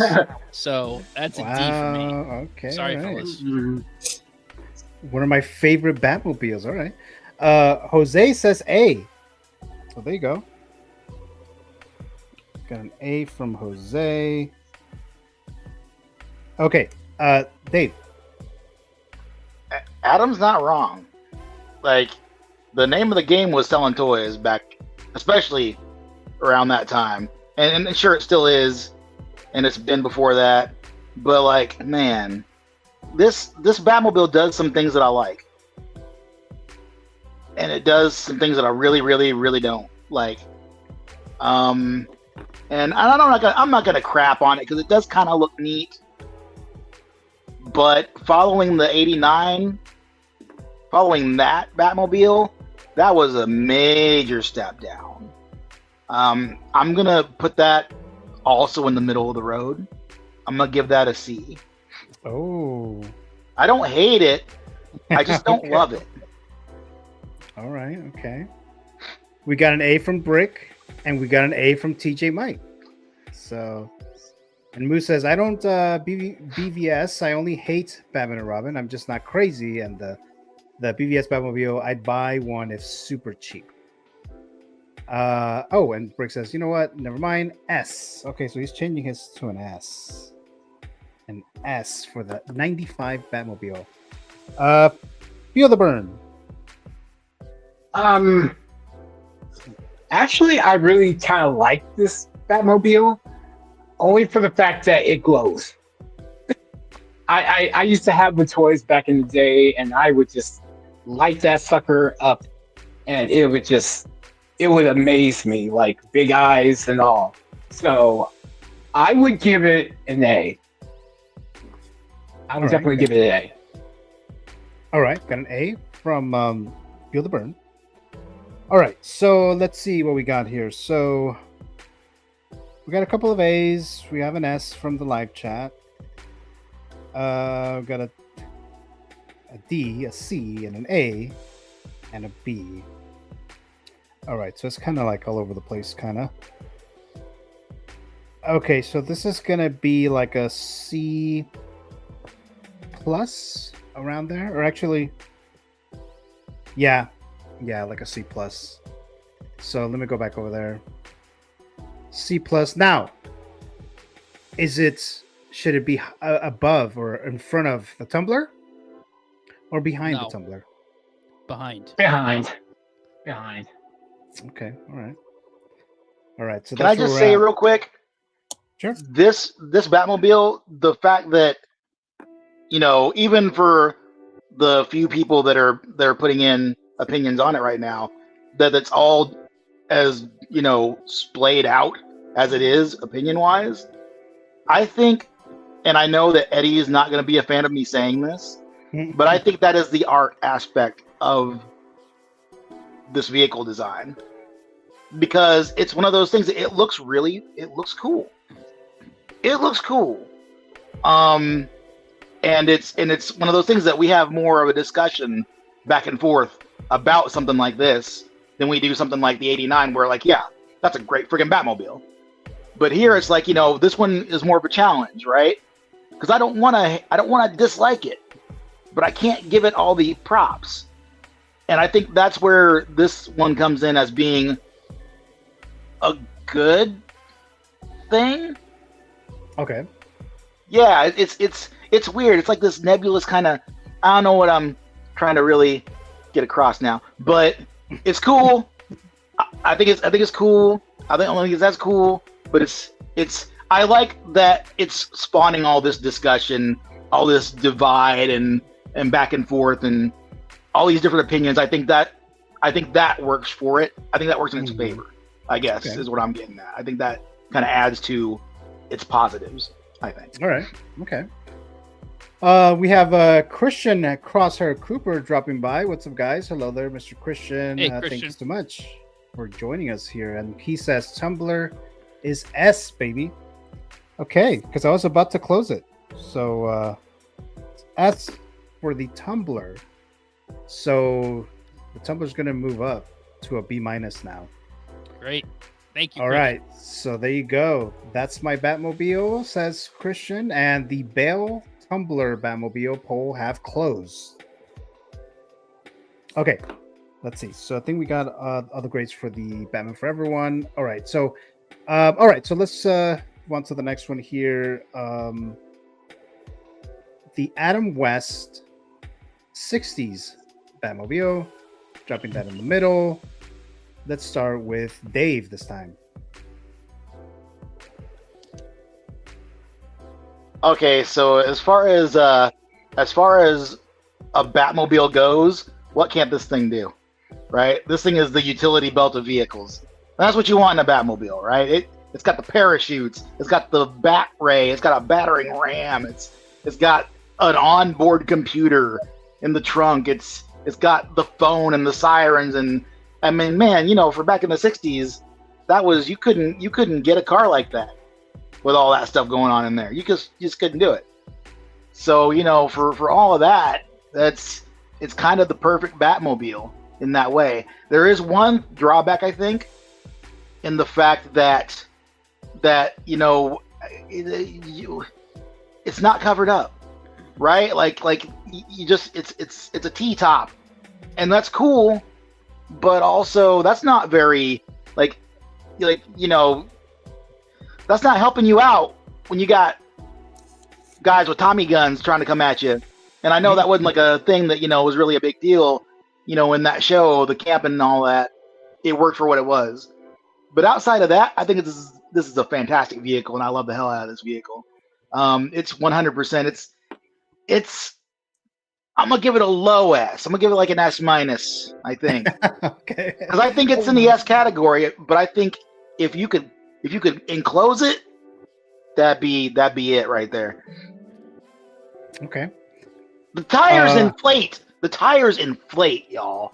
Come on. That's crazy.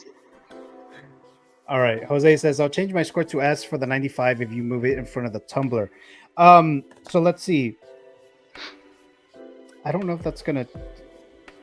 What did you put it initially, though? Did you give it an A, right, Jose? You gave it an A. The thing is, it might. I'll just confirm that, but it might move ahead because the Batfleck did get an F and the Forever did not. All right, so there we go. So we got an S from TJ Mike for the Adams Batmobile, so we got that in there, and we got an S- from Dave. Calvin.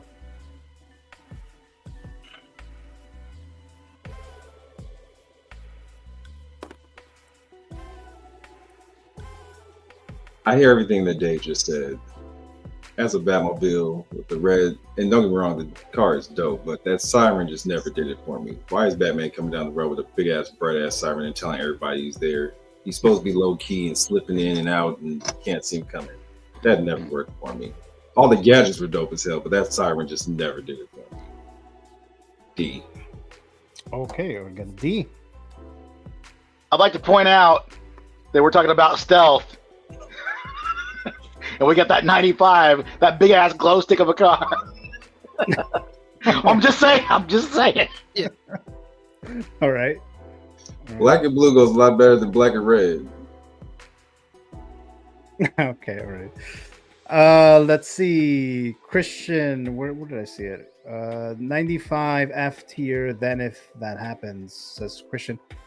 Did you, I don't know if you voted. Did we already close that one? We haven't, right? Okay, so I'll add the F there for the forever, and that'll push it back now. Now the 95 is closed now, so the Affleck and the 95 Batmobile is closed. The polls are closed for those. So let's see. Okay, so it'll stay there. It'll stay there. I didn't actually move it from the S tier there, so it'll stay there. Okay, so we got an S, and then you said D, right, Calvin, for the West Batmobile? Yes. That was the D. All right. Feel the burn. I will give it an A. I mean, considering what X-Men said, that it can do all these things for a car, it's like a Swiss Army knife of cars. You know, all it needs is like a microwave, and I can cook a burrito. Why not? Just throw it all in there. But I admire all the corniness and the campiness of the 66, and yeah, I'll give it an A. All right, got an A from Feel the Burn. And Adam, the Adam West Batmobile. Yeah, I mean, this is, if you're not giving this an S or an A, you're not dealing with reality. And wow. Look, this is not the Dark Knight detective. This is the campy, go-go dancing 1966 Batman that's probably on some sort of hallucinogenic, and having some free love with everyone because it's the mid to late 1960s. And unlike, and I know, Calvin, what you're saying, the camouflage, he's got the siren. Yeah, I think you're right for every other Batman, but not this Batman, because in this Batman, and to Dave's point, that you don't have there's no bulletproof glass, there's no armor, there's, it's open, there's no cover to it, because in 1966 Gotham, it's always sunny in 66 Gotham. This isn't the dark, decrepit, crime-ridden city of future Batman that we know and love. This is a happy place of fantasy and lightheartedness and tomfoolery. So I think that Batmobile is akin to that type of world. And I think, when I think of iconic Batmobiles, I think of definitely two, maybe three. And this is one of them. The other one we're going to talk about later. I can't tell you how many times I've seen at a comic convention or a car show. Oh, yeah. Someone who's got like a replica or maybe one of the original model Batman 66s. It's in the line of people waiting to get their picture taken or sit in the driver's seat of that. So many times I see this car at shows. So I think you got to give this either an S or an A. This is such an iconic Batman that was not, and that's inspiration, but I took from the comics, and the comics for, a number of years, used that as inspiration. S for me, my friends. All right. An S from Adam.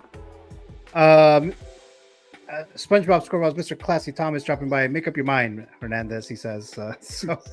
Mr. Classy Thomas, thanks so much for joining us, as always. Greatly appreciated there. And, all right, well, Brick did mention this, so let's do this. It says, so if you voted for a Batmobile or whatever it is, and we move on to the next one, you can't change it. It's locked. And then again, you have to vote before I close the polls. So be aware of that as well. Yeah. So there you go. Vote with your heart. This isn't Right, passing a right. budget extender. Exactly. You're trying to horse trade.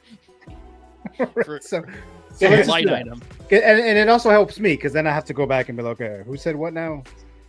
So it's like, yeah, but Brick says F for the Adam West Batmobile. Oh no, he says I'll do D because it's classic. All right, so D. Let's see, and then we have Jose says F for the Tumbler if you take Christian's score. All right, so there you go. Go away, Brick says. Let's say. Let's see. All right, there you go. All right, so now I think all you guys voted right for the Adam West. Okay, so we have. Let's see.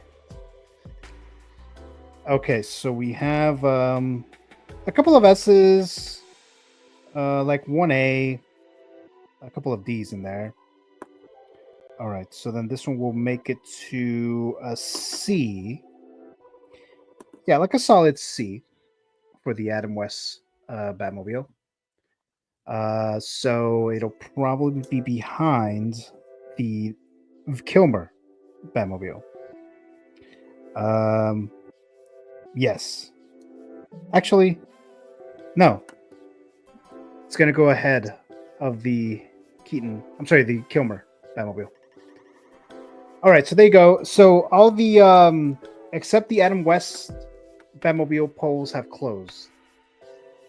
All right, so let's move on to the next one here. Next Batmobile is the George Clooney Batmobile, Batman and Robin. Let's start with Calvin. Which one is this? Batman and George Robin. Clooney, right? The Clooney one. Just by default, the movie F. Damn. All right. The cold part is with Yost acting like he's gonna make it. I've gone back and watched that opening scene, and I'm like, that shit actually looked like it'd be pretty dope on the show if you made it in 6 scale. But bad nipples and everything else that came with that movie, F. All right, it's got an F there. Let's see. Adam. D for me. All right, D. This is my least favorite Batmobile.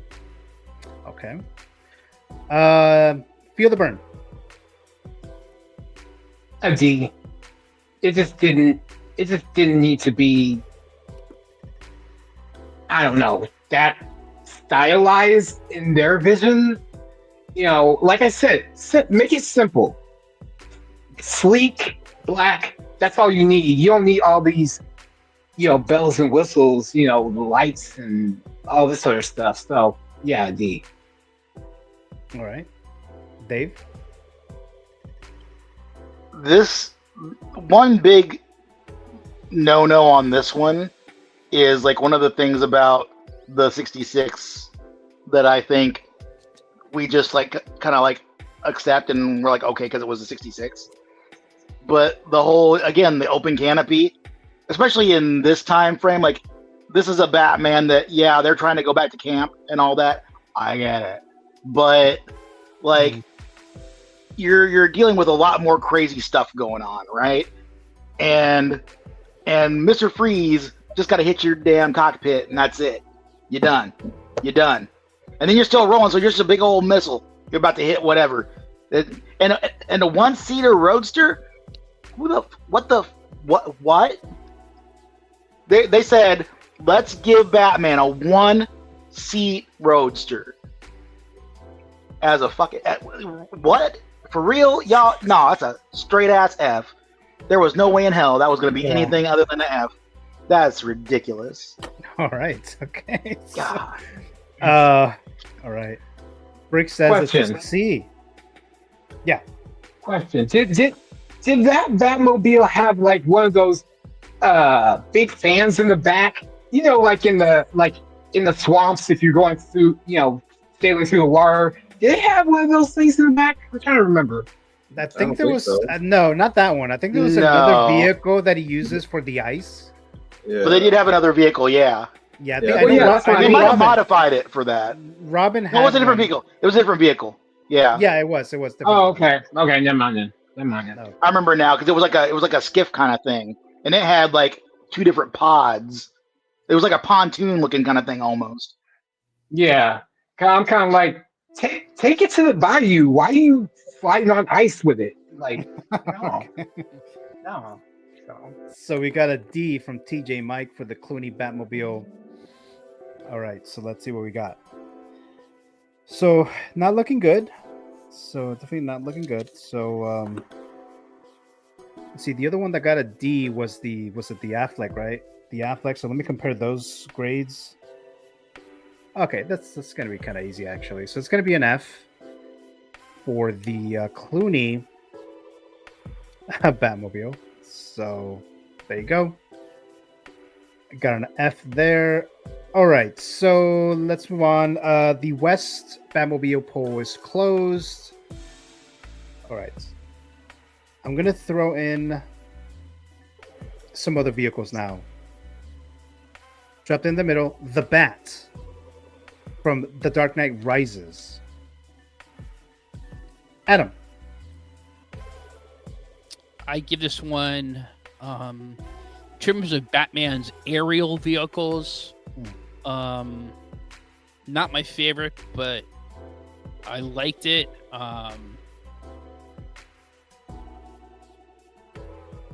A for me. Okay, A. Feel the Burn. Oh, I'll give it a C. I mean, I'm pretty much old fashioned. I kind of like when things are supposed to be shaped like they're supposed to. I mean, to me that was just an air combat vehicle, but I mean, I know that's what it is, but I mean, like, I just kind of wish it was shaped more like a bat. If it's called the Bat, make it shaped like a bat. So, yeah. All right. Calvin.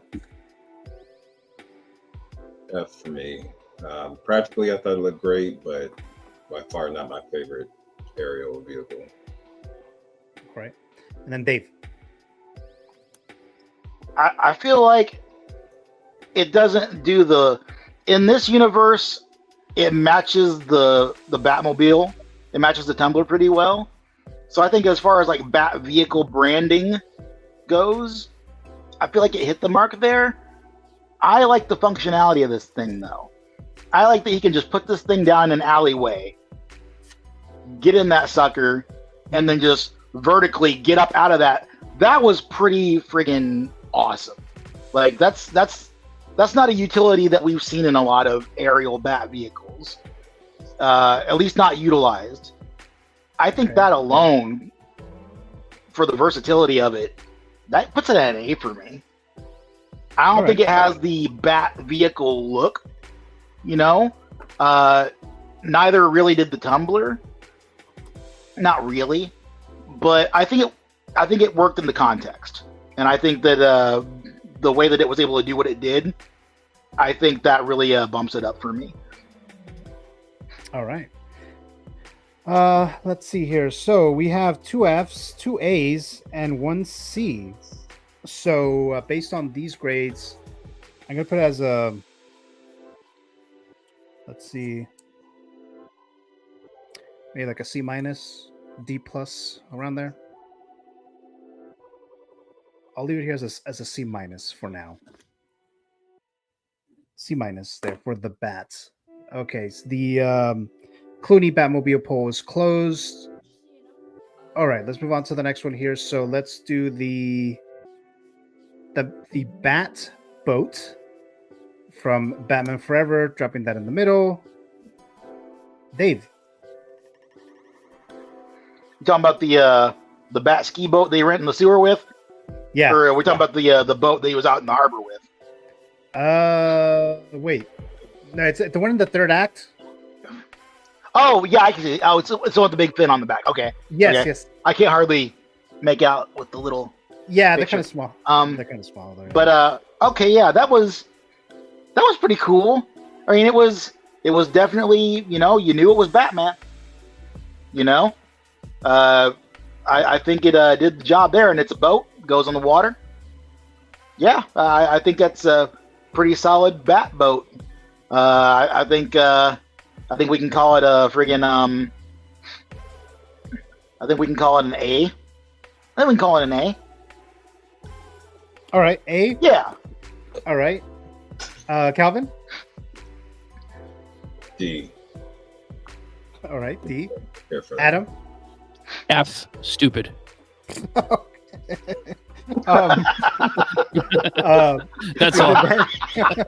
I figured as much. Feel the burn. I would have to give it a D. I mean, if I had saw more of it, I might be more give it a higher grade. But yeah, a D. It did not impress me at all. The only thing it could impress me if it went underwater itself. But yeah, D. All right. D from Feel the Burn and F from Brick Artemis. and a D from TJ Mike. All right, so that's going to be unless we get some higher grades here, it's going to be an F. So I'll move that there. Now, is it worse than the Clooney Batmobile, though? Yes. Really, I don't think it is. I don't think so. Yeah. I mean, at least with the Batmobile, yes, it looked like a Batmobile, but the Batboat. This is like, what can you really do with it? Honestly, you go on the water. There's a boat. Okay, it's gonna go ahead. It's gonna go ahead of it because the Batboat has an A and Clooney does not have an A at all, or an S. So it's gonna. We go still ahead of sunk the Batboat. So yeah, there you go. Jose's asking, wait, which one are we ranking? The Batboat from Batman Forever? The one that they seen in the third act. So that was just like, it's just like, why can't it fire torpedoes or something? Do something. All right, so there you go. So that's where we're at with the Batboat. All right, moving on to the next one here, and let's do the Batwing. Keaton, dropping that in the middle. Let's start with Dave. A lot of my answers tend to go to, like, in a lot of cases, utility of the item. Batman's always got some kind of Batwing, Batjet, something to fly around in. And of all of those that I can think of, this particular, the 89 Batwing, it's almost a little less useful than some of the ones that we've seen, insofar as how it operates. It's a jet, and it operates like a jet. We've got some that have, like, the Bat has the hovering thing that it does, almost like a helicopter without the giant, blades. But outside of that, it's just the coolest damn thing. It's the coolest damn thing. Like, I bought that Batwing knowing full well that at the time I had no place to put it, and I had no clue where it was going. I was like, you know what? We'll figure that out later, because I couldn't go to sleep or wake up without thinking about that thing. That was one of the coolest shit. I could go on all day on how great that vehicle is. It's an S. It's an S. All right. Got an S from Dave. So we got some other votes for the Batboats. S from Classy Thomas, and we got an A from Jose. So we're going to move this up. So we'll move it up to a C minus. That's the Batboat. And that one is closed now. Okay, so we're going back to the Batwing. Let's see. Jose says S for the 89 Batwing, but I prefer the 95 Batwing. All right, so youngster S, an S from Jose. Okay, Calvin. S all the way. I wasn't waking up thinking about it like Dave, but I couldn't get it off my mind, and I was trying to decide if I was going to make the purchase for it. And I like to try and preference decisions like that. Like, okay, well, let me give myself a little leeway. If I wake up feeling about it a certain way tomorrow, or maybe if it just sells out, I won't have to worry about it. It's already gone. The decision will be made for me, which is what happened. It sold out. I was like, cool. I can wipe my hands of it. And then what happened? He put it back up. And I was like, shit. Oh wow! But then I bought it. So that's all the way on that one.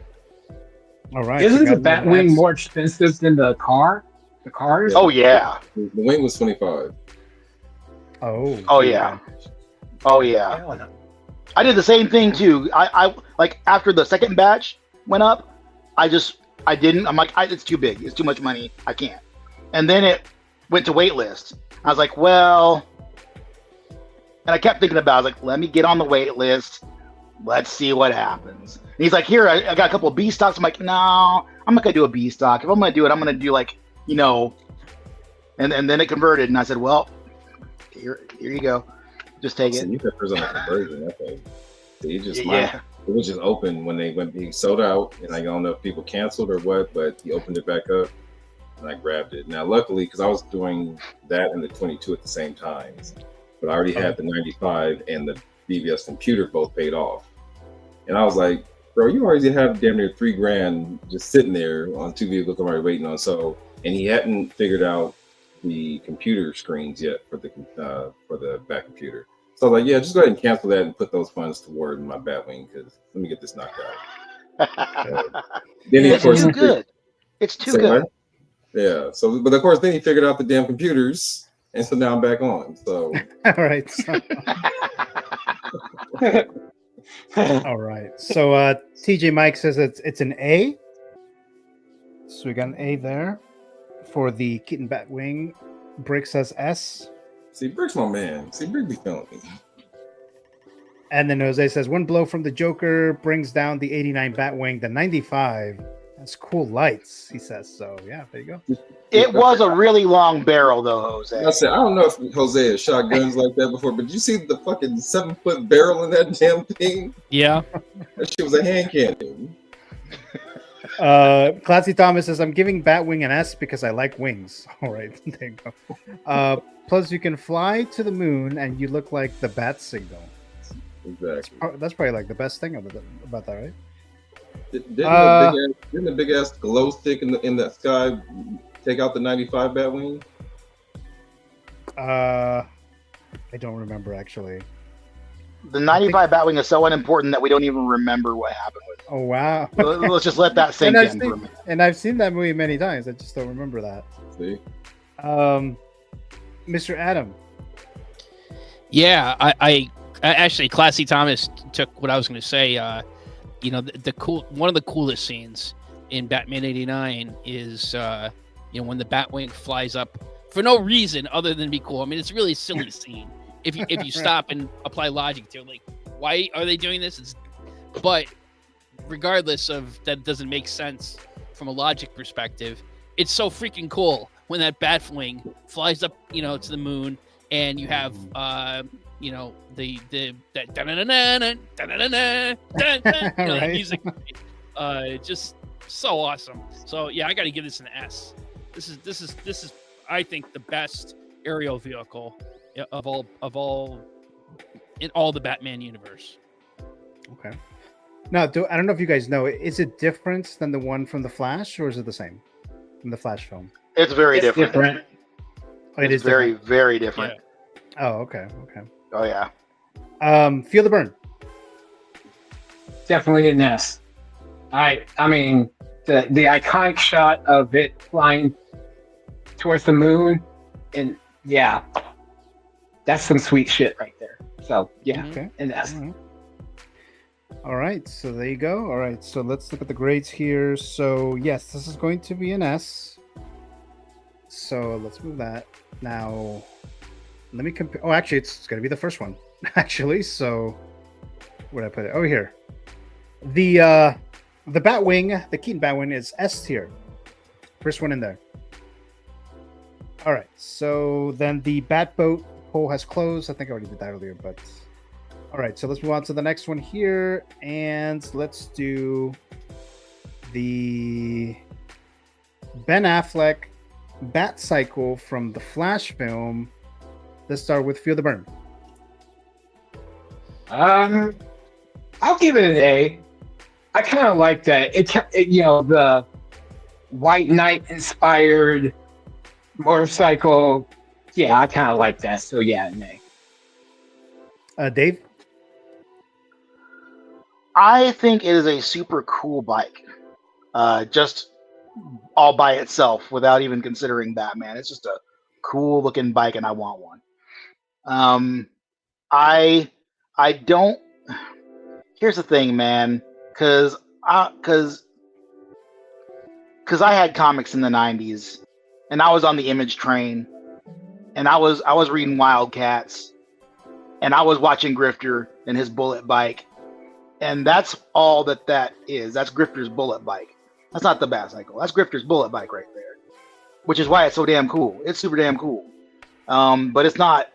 It's just not the Bat Cycle for me though. a better option for the Batcycle would be what Battinson had. That was more of a Batcycle. I know it wasn't all crazy teched out, but it looked it. You know, I feel like that needs, because how much are you packing into a Batcycle? Probably a lot, but like I'll give it a B because it was super cool. But I think they could have done something better for Batman. What was the grade? B. A B, okay. If I had a 1/6 scale grifter, I would buy that bike for him. But if they had a grifter, then they probably already have his bike and I wouldn't need it. So I don't know. But all right. TJ Mike says A for the Batfleck Batcycle from The Flash. Classy Thomas S because he likes motorcycles. And Jose says B. Okay. Adam. The Hot Toys, figure looks okay. The figure does not look good, but the vehicle looks all right. But I kind of agree with what Dave said. I just can't in good. This is a D vehicle from an F movie. I mean, if I could give this movie an F minus, I would. Yeah. It's 2 hours of my life I'll never get back, and it's ironic because it's about time travel. But I wish I could Back to the Future those 2 hours back in my life. So D vehicle. All right, D. Every time you talk about the Flash film, Adam, it just makes me want to watch it again. The pure hatred just sweating off his body when you're talking about that movie. Just It is. We got an F from Brick. I really want to give it an F because I hate that movie. But if I like that movie, the vehicle would maybe be a C. But I'm giving it a D. All right. Let's see. Jose says there's worse movies, Adam. No way. There are worse movies, but there's this is the worst movie for shitting on characters I love. So it deserves my ire. Mr. Calvin. I think I'll leave this in a B. The more I see this bike, I have it ordered. I'm waiting on it to come in. The more I see the reviews for this thing, I'm really intrigued for this coming in, especially compared to the other ones. Are we doing all the other bikes as well? A few of them, yeah. Not all of them, but a few of them. Are we covering 22? Which one? 22? Yeah. Yes. Okay, so I'll wait for that then. But yeah, I'm intrigued. So I'll give this a B. I thought this, for being a Batman motorcycle, it had some dope ass, trinkets on there and tricks it did. The super jetpack on the back. I liked it. Shitty movie. I'm right there with Adam, but I was all for all the Batman stuff outside that suit. That suit on this bike was terrible. All right, and I liked all of that. I liked the movie. I liked the suit. I liked the Batcycle. But give me Keaton and Supergirl, and take all the rest of it out. All right. Let's see. Jose says, Adam, to your point, The Last Jedi exists. I know. Don't remind me. I mean, okay. All right. So let's look at the grades for the Affleck Batcycle from the Flash film. Okay. So we have a D and F, a couple of Bs, a couple of As, just one S. Okay. So this is going to be more like a B minus. So we'll keep it there. So behind the tumbler, right? I would think, yeah. Behind the tumbler, yeah. I would think so. Behind, yeah. All right. So the Batwing pull is closed. All right. So let's do the next one, and we have the Batcycle, dropping in the middle, from the Batman animated series. Dave. That one was cool. It was a little weird how they went kind of all over it with the Art Deco treatment. Because I keep looking at that thing thinking like, man, like you gotta pull so much apart to change those tires, bro. but it's a cool vehicle. It did the thing. It had the whole, autopilot thing going, and he could track himself with it, and that was really cool. I think design-wise, it fit the universe that it was in. It fit. It made sense. I'll give it an A. I'll give it an A. As far as vehicles go, I don't think that's an S tier vehicle. Okay.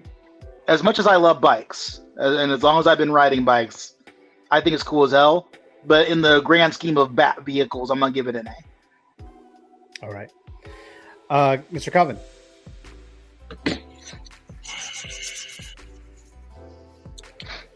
give this one a C. Never cared for the bikes on this one. All right. Adam? That's yeah, I agree with Calvin on this. A C for me. All right. Can I follow up? Can I follow up real quick? I hated those damn helmets. As an avid rider, the damn helmets are dumb. Pre-made, right over the cow with the ears. Big ass. It's already bad enough you can't turn your neck. You really need to turn your head when you're on a bike. So, yeah. You had a big ass brick on top of your head, on top of the cow as a helmet. That just. All right.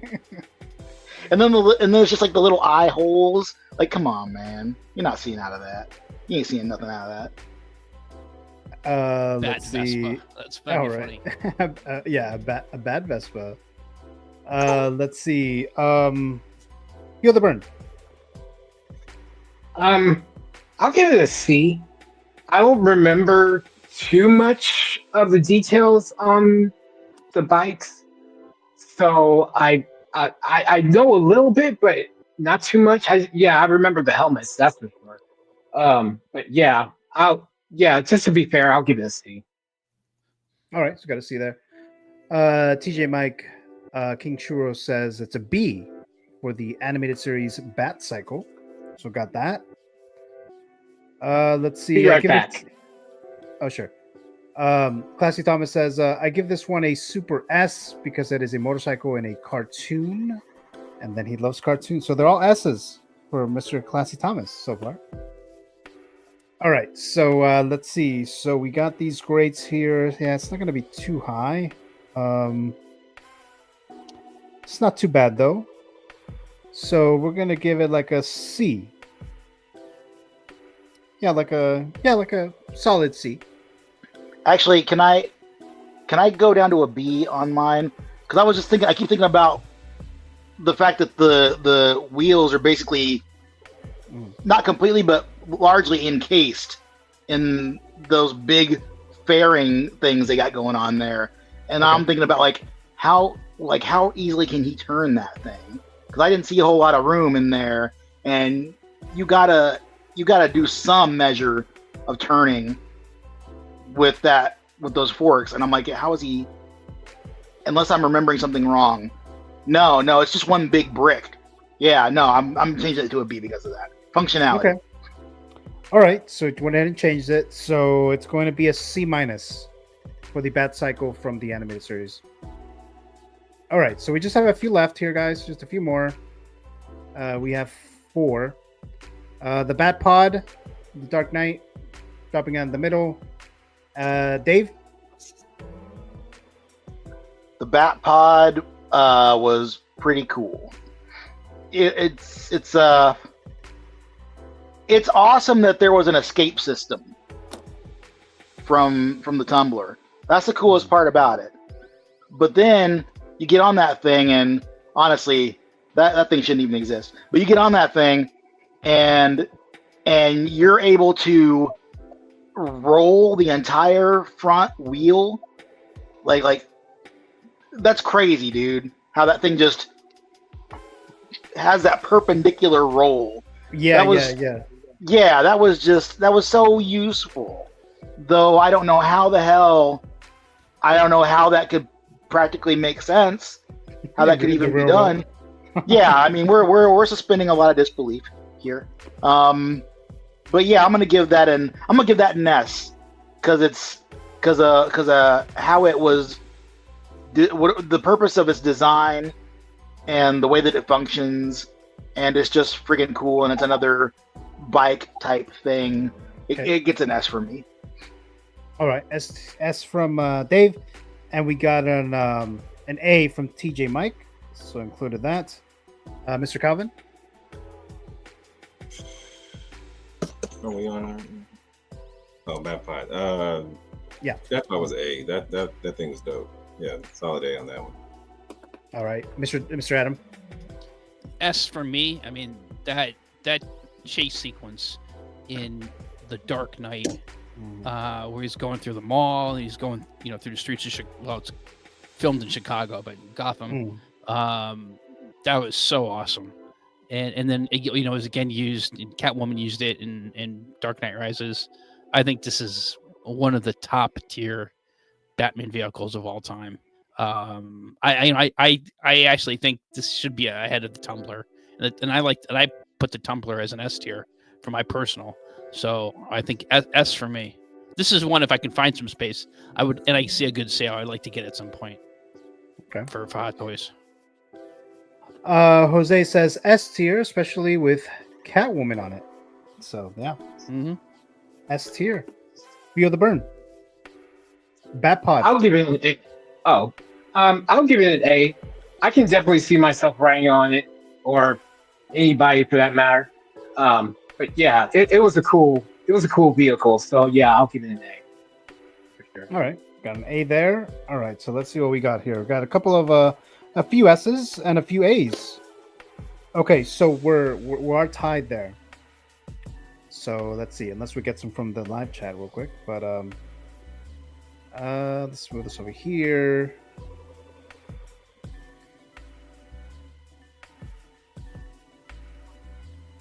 I'm gonna put it as an S tier. So I'll go ahead and vote here in the S tier. Yes. Classy Thomas, S for the Batpod. So there you go. So either way, it's an S tier. So it will go behind the Batwing, because the Batwing has higher grades. So, all right, let's move on to the Bat Cycle from the Batman film, Pattinson. Let's start with Calvin.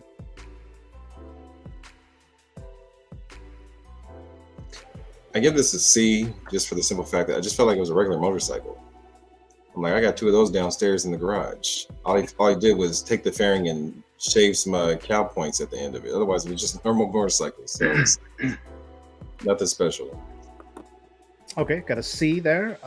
Then Feel the Burn. I will give it a B. I like the design. Don't need extras like guns or any kind of that weird stuff, whatever. So yeah, I'll give it a B. All right, got a B from Feel the Burn. TJ Mike says C for the Bat Cycle, Pattinson. Adam? I give this one an A. It's the aesthetic that they were going for with this, and then I think with the Batmobile in that film, it was a Batman. I mean, Nolan was trying to go for a Batman in the real world. I think this one even more so. It was less of a heightened universe that even the Nolan films. So I think this is an A for me. All right, got an A there. And Mr. Dave, X-Men Supreme. I think it hit its mark. It's definitely no frills, and yeah, it's got the fairing that tells you it's the Batwing or the Bat Cycle. So it's got the branding aspect of it, as simple as it is. I think since this is year 2, I think I can cut them some slack on not having it all tricked out with crazy gadgets and stuff. I think it does what it needs to do. It serves its purpose. I'll give it an A because I do place it above the animated Bat Cycle. Only because of it's good in its simplicity, I think. Okay. All right, so let's see. A couple of A's, a couple of C's, and then a B. So it's going to be like a C. Where is it? A C. Now, should it be ahead of the Bat Cycle from the animated series, or behind it? I think ahead. Okay. Ahead. Yeah. Oh, okay. I think ahead. Yeah. All right. So we got that. All right. So now we have the last two, I believe. Yeah, the last two. Jumping in the middle, the Batmobile from the Batman, the Pattinson one, starting with Feel the Burn. S all the way. I love that freaking Batmobile. I mean, like, Keaton is my kid favorite, but the Batmobile is my adult favorite. So yeah, S all the way. Okay. Classy Thomas, I have to give this an F because he wasn't wearing a helmet. You're talking about the Bat Cycle from the... Okay, so I'll lower that one. Again, that was for the Bat Cycle. So we'll move it down here. Well, he was wearing it when Bruce Wayne was driving it. Wasn't he wearing a helmet? That's a different And bike. I mean, I don't know if that's the Different actual bike? reason or if he's just giving it an F and he's just using that as a reason, but I don't know. I mean, his cowl looks like a thick ass skull, so it looked like damn near a helmet in itself. All right, so It took it took bullets, so you know. His eyes are exposed though, and that's a bit of a problem. But you know. Okay. Actually, he should have been wearing a helmet, considering how much it rains down there in Gotham. I mean, shoot, I'm surprised he didn't hydroplane in any of those bikes shots or whatever. So yeah. all right. So going back to the 22 Batmobile. So you said an S, Feel the Burn, right? Yeah. Okay. Calvin. A. Okay, A from Calvin. Adam.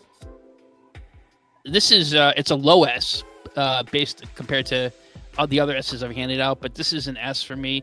I think again, just an awesome that car chase scene where he's chasing Oz Penguin, and even that scene where Penguin's flipped over and he's like, "I got you, and the Batmobile just comes through the flames, and that music, that score is like pounding. That's just as good a scene as you're gonna get from an action film. So this is an S for me. All right, so got an S from Adam. TJ Mike says it's a B. And Dave. I thought about putting it lower only because, it's I don't see Batmobile when I see it, but then also I have to consider the fact that I am not a car person by any means. I don't care, unless it's the Batmobile. But when they introduced that car in that scene, I was a car person at that moment. I loved the hell out of that shit. That was so cool. It doesn't even take away from it for me that it doesn't have the Bat branding, so to speak. That's a hardcore muscle car that anybody would want to have. But remember, it's year 2. What's that? I said, remember, it's year 2. So right. Yeah, exactly. But just the wow factor of it, not even being a stereotypical Batmobile, was enough for me to make it an S. It's a fantastic thing. It's a fantastic vehicle, and it damn sure did its job. Yeah, it did. That whole chase scene, yeah, it's an S. Oh, okay. Yeah, it stood up to all of that grief, and man, that was just a damn good car, man. Yeah. Okay. All right. Let's see. So we have a few S's, an A, and a B. Okay. Okay, so it's gonna be an S. So put that as an S there. Let's see. So it's gonna be behind all the other ones, though. Behind even the Batpod. All right. So let's start with the last one. So this is the last one, the Keaton one. Dropping that in the middle. Let's start with Adam. And actually, I'm going to step away for a little bit, guys. But let's start with Adam real quick. Well, this is certainly an F. Probably the worst vehicle that's on here. I mean, no, come on, guys. I would never be able to stream again if I said that. And this is, of course, an S. This is the greatest Batman vehicle of all time, ever. This is top tier S, as in super, but not Batman, but not Superman. S all the way. I was this close to losing all respect for you, Adam. Yeah. I was like, I know he's So S for me, highest tier, the greatest Batman vehicle of all time.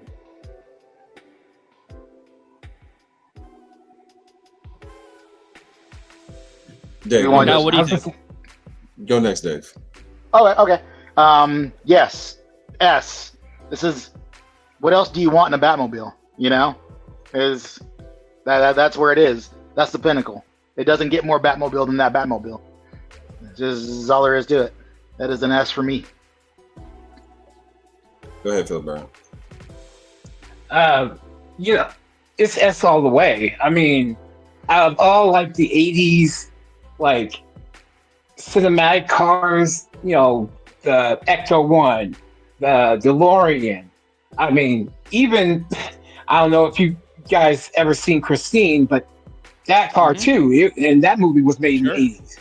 I mean, that's an iconic car too. So, I mean, yes, S is appropriate for this Batmobile. Yes. So we got S from Adam.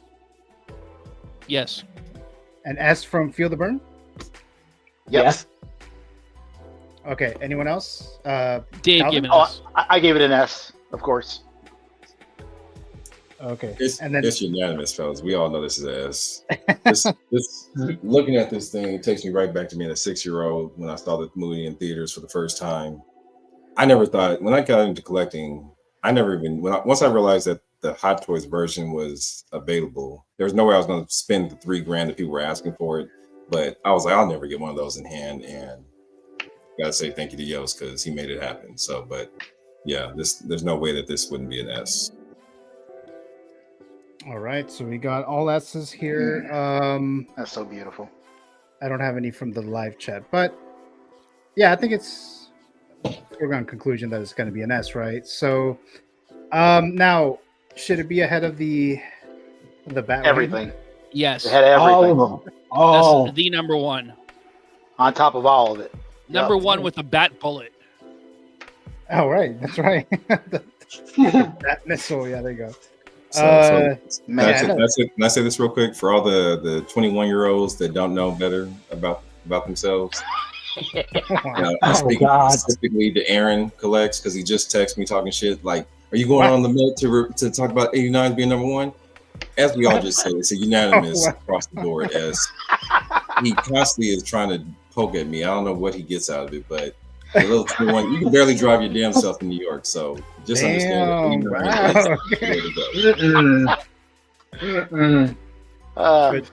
But shout out to Aaron Collects, though. He's a member of the Canon Matrix, so there you go. But thank you so much, guys, for there. Okay, so yeah, so we got all the grades there from the panel and one from the live chat. So yeah, S, the Keaton Batmobile. Can I just say real quick, like, Yeah. what a great world is it that we live in, man, where you can look on your shelf and have your favorite Batmobile just sitting there looking at you. That's fantastic. Whether it's one or like 6, like, that's great, man. That's just, it makes my heart smile so big that I got the 89 sitting right there at eye level with me right now. That's so great. Since Aaron felt the need to come in, let me go ahead and show that off a little bit for you real quick, because Jeez. There you go. Look at that thing. That thing is never not beautiful. My Matrix cases need to hurry up and get here. Who'd you order through? Matrix Space. You went direct?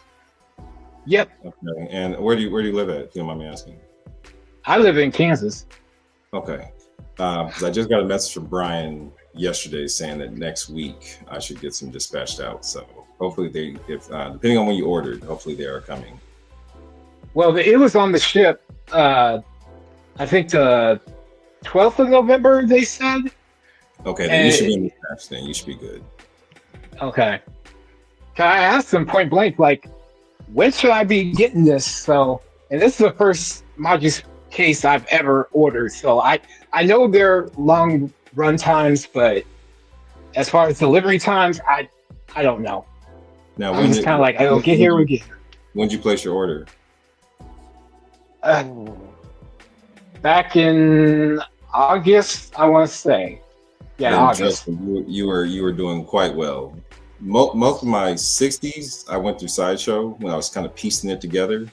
But my two huge wall units, the one behind me and the one over here, 22 months for me to get them in. Yeah, so 22 months. Yeah, 22 months. So you're doing quite well on this one. Now this latest order, it's been maybe like 4 or 5 months, so it's not that bad. The ones you went 22 months, you did that through Sideshow? Those were 22 months? No, that was or directly through Maji Space. That was with Common Concepts. Okay. When he went directly through Maji Space, that was the quickest. Like I said, maybe 4 or 5. I can't remember exactly when it was during summertime I ordered. So yeah. Sideshows, they kind of come in waves. So every once in a while you can actually find them in stock on the site, but it's rare. But I would do like 2 to 4 at a time. Oh, okay. So as they kind of came in, they would just kind of come in in waves. Then we have Aaron Collects, a channel member, saying F for the 89 Batman. I think if you couldn't drink an alcoholic beverage in the last 30 days, I don't think you should be able to vote. Then it says that was also a complete coincidence that I texted Calvin while y'all were ranking them. He says so. I just saw the thumbnail and Calvin was on it. I was like, yeah. So there you go. So I mean, yeah, it is going to move it a little bit backwards, right? So because we do got an F. Now, Classy Thomas did say an F, but he said he said an F because he doesn't know what he's voting for. So yeah, I can't include that. But so yeah, so it did go down just a little bit there. Let's see. Any other? I'm changing to S because of Aaron voted F, and he's a copycat. So there you go. All right. So we'll move it back to where it was, right? Aaron said you guys are all old head movies. Movie old heads. That's what he just called us all. Oh wow. Okay. Yeah. But like I said, he couldn't drink 20 days ago, so I don't take I mean, I know I didn't know nothing when I was 21. So I'm just saying, you know. Just saying. Well, I don't know anything now, and I'm 51, but I know that I don't know anything. Aaron, are you so 21, you think you know everything, but you know nothing. That's I'm a big 51 and I know nothing. But so I know when you know that's power in itself. When you think you know everything and know nothing, that's just like hitting your head against the wall. But you know, he'll learn. I keep trying to teach him, but he'll learn. All right. It's the only way. You gotta learn it yourself, man. Can't teach experience, right? Hey, the world has a way of getting its hands on you. Either you're gonna figure it out by listening to somebody, or you're gonna figure it out on your own. So eventually, I think he's coming around. But you know that New York in him, and you know, and he's only this big, so you know he got that small man complex too. Oh yeah. That's my little brother. He knows I love that dude. And then speaking of little brother, so I have my brother in the live chat saying hello. Hello there, Matthew. Thanks so much for joining us there, and I'm moderating as well. So yeah, guys, so that was the Batman vehicles tier list. Let's just go through them real quick. At the F tier, we got the Clooney Batmobile. As it should be. D tier, the Ben Affleck Batmobile. The C tier, we have the Batman Forever Bat Boats, the 22 Bat Cycle, the Bats from The Dark Knight Rises, the Bat Cycle from the animated series, the 1995 Batman Forever Batmobile, and the Adam West Batmobile. The B tier list, we have the Bat Cycle from the Flash film, Affleck, the Tumbler. In the A tier, we have the Batman animated series Batmobile. And in the S tier, we have the Robert Pattinson, the Batman Batmobile 22, the Batpod from The Dark Knight, the Batwing 1989, or I don't know if it's 89 or not, but the Keaton Batwing, and of course the Batmobile from the 1989 Batman, Michael Keaton. So that was the tier there, the tier list, guys. So there you go there. All right. So, and then thank you guys for voting in the live chat and the panel. Really appreciate that. So we have our list there. I am planning on doing more of these. I want to do a Batman suits tier list. Some other stuff, some characters and things like that. Just a bunch of tier lists of things like that we like. Maybe lightsabers, or I don't know. We'll see in the future what we do there. But thank you so much, guys, for joining me here today. And that's it. I don't have anything else here, so I'm gonna go and plug you guys' channels or Instagrams or whatever the case might be. So let's start with Mr. One Adam 12. So what do you have going on there? Always fun, guys. Field to Burn did a great job. Awesome Thanks. Streaming with you. That he did. Forward to seeing you again, and always seeing you on Instagram in the chat. So great to meet you finally in person. Good to meet you too. Yeah. Well, going to be on your show tomorrow. Looking forward to that, and I'm sure we're going to have a nice discussion about that human storm figure. So we'll save it for that, among other things. Human Torch.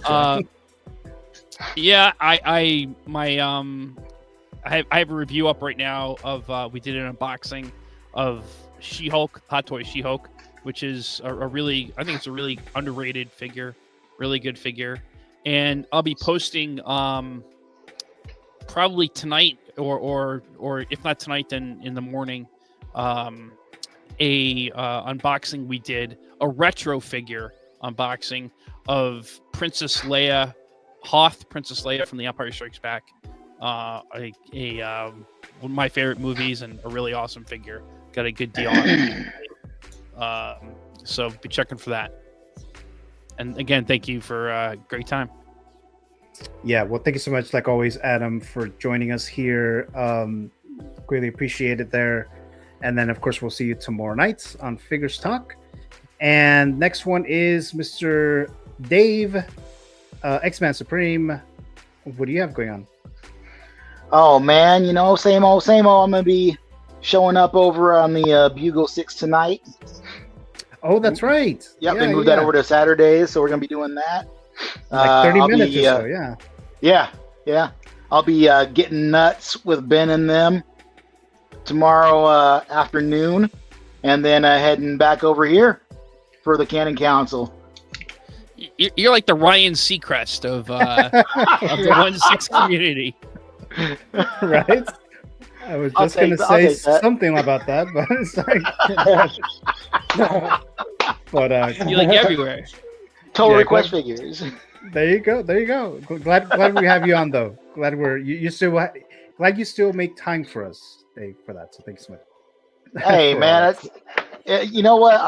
I love being here with all you guys. Everybody in the chat, Bernie, always seeing you in the chat. It's good to meet you, face to face. It's great having you on board here. Be looking forward to seeing you again. And always Calvin. What can I say? It's always a great time seeing you, talking to you. We DM every now and again. We talk in the different chats, and y'all are all just really good dudes. And I love freaking coming on and seeing Adam and his reviews. I did not realize for some reason that Robert Downey Jr. was on Ally McBeal until you put that picture up.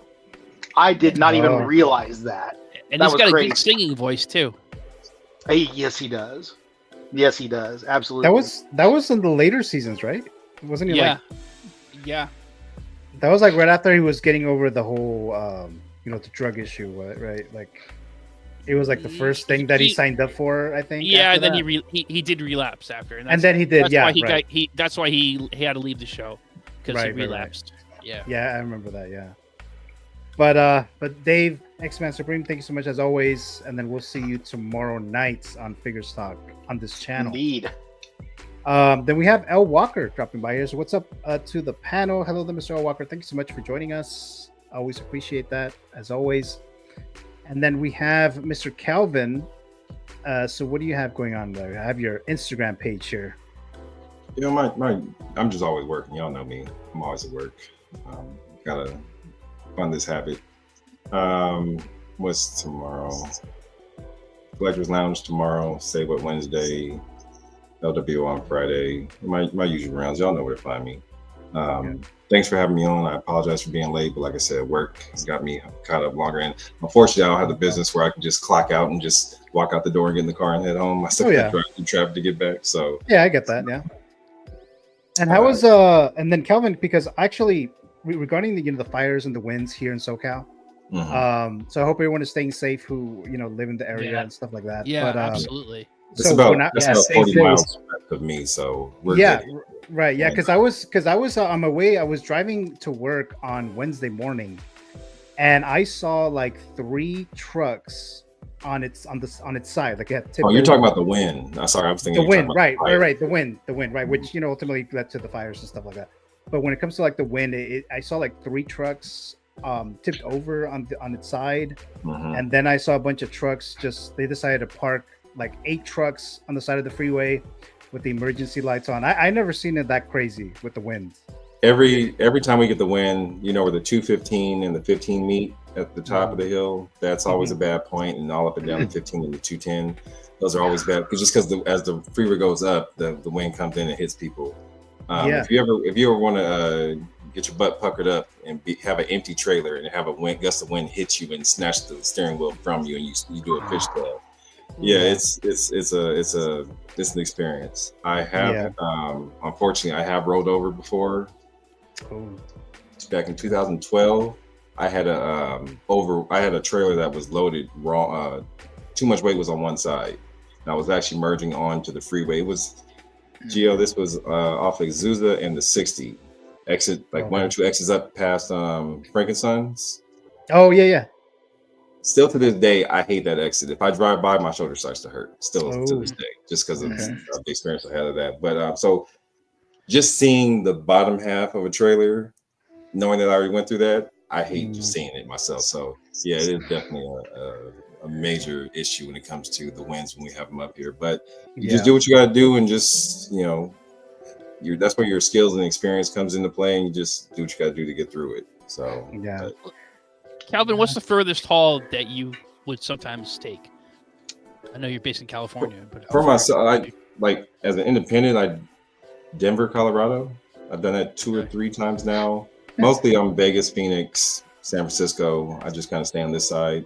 Early on in my career, when I was getting my experience, I've touched every state but Minnesota and Michigan. Well, and I didn't touch Florida. I've visited Florida now for vacation, so I've been to Florida before. But driving wise, I've touched every other state.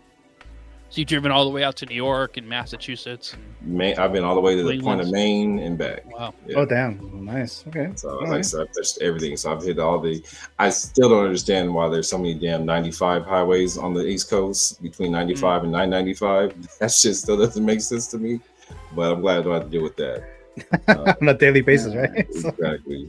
I'm also happy because all the guys on my East Coast guys are talking about snow and weather, and I'm like, man, it was just like 75 degrees and hot yesterday. Like, I mean, it gets cold at night and in the early mornings, but when the sun comes out, it's hot out here. So that's California for you. It's pretty warm. You kind of live near where I live, Calvin, so same area there. But Calvin, thank you so much. Let me take one more thing. So since Aaron, I'm not a movie guy, even though I have a whole fucking movie loft that he's seen, in the corner. Adam, I don't know if I ever said thank you to you. You guys had a discussion one time about Nolan films, and I don't know how I allowed myself to miss Interstellar. But you and Jose were having a deep discussion about it. I was like, I need to go see that. Came home, watched it, fell in love with it. That's a good ass movie. It's now on Netflix, which actually frustrated me because I just picked up the 4K version for it, and I was like, it's on Netflix. Yeah, but had to pick this up. Great film, and then I also picked up the steelbook for limited edition for the 30th anniversary of 7. Oh, okay, nice. I got to do a rewatch on that one. I haven't seen that in a while. Yeah, me too. I haven't seen that one in a while. It was 7. But we were doing the 10-year anniversary of 2014 films. Yeah, right. The Met Report. It was on this. It was on this show, the Met Report. But yeah. But so yeah, thank you. I've had the chance to say I see Jose all the time. But Adam, thank you for that insight. I was my pleasure. That was a great watch. Glad you enjoyed it. Yeah, thank you so much there, Mr. Calvin. And then lastly, we have Mr. Feel the Burn joining us here for the very first time. First time streaming, from my understanding. So you did very, very well there, Feel the Burn. Pleasure, sir. Thank you. Again, Gio, thank you for inviting me. It's been fun as usual. It's nice to meet, Calvin, X-Man, One Arm 12. You guys are the best. I hope this will be one of many live streams to come in 2025 as I engage more with the community and everything. As far as what's going on with me, not much. My 66 Riddler is on inbound, so it should be here by Tuesday, and I'll definitely get some shots on that. And then also coming soon, I will be having a 1/6 Pumpkinhead from Syndicate Collectibles, since I'm a big horror guy. So that will be coming up soon as pictures. And I'm just mainly taking pictures of all my stuff that I've never really thought of taking pictures of. But since I started, interacting more and everything, I was just like, what the hell? Why not? I mean, I'm not a photographer by any means, but hey, I mean, you don't have to be just to show, hey, I really love this thing, let me show it off, whatever. But yeah, as far as that, nothing else really going on with me. But like I said, thank you to everyone here on the panel, here in the chat, for welcoming me with open arms, and I hope to see you guys more in the future. So thank you again. Yeah, most definitely Feel the Burn. Thank you so much again for Hell yeah, joining dude. us here. Glad we were able to have you go on here for first time, and like I said, you did well. So it could get a little nerve-wracking sometimes the first time going live and stuff like that.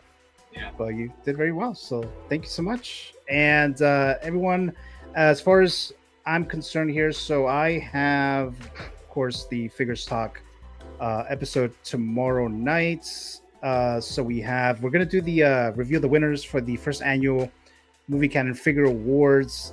I'm also celebrating 1-year anniversary of Figures Talk.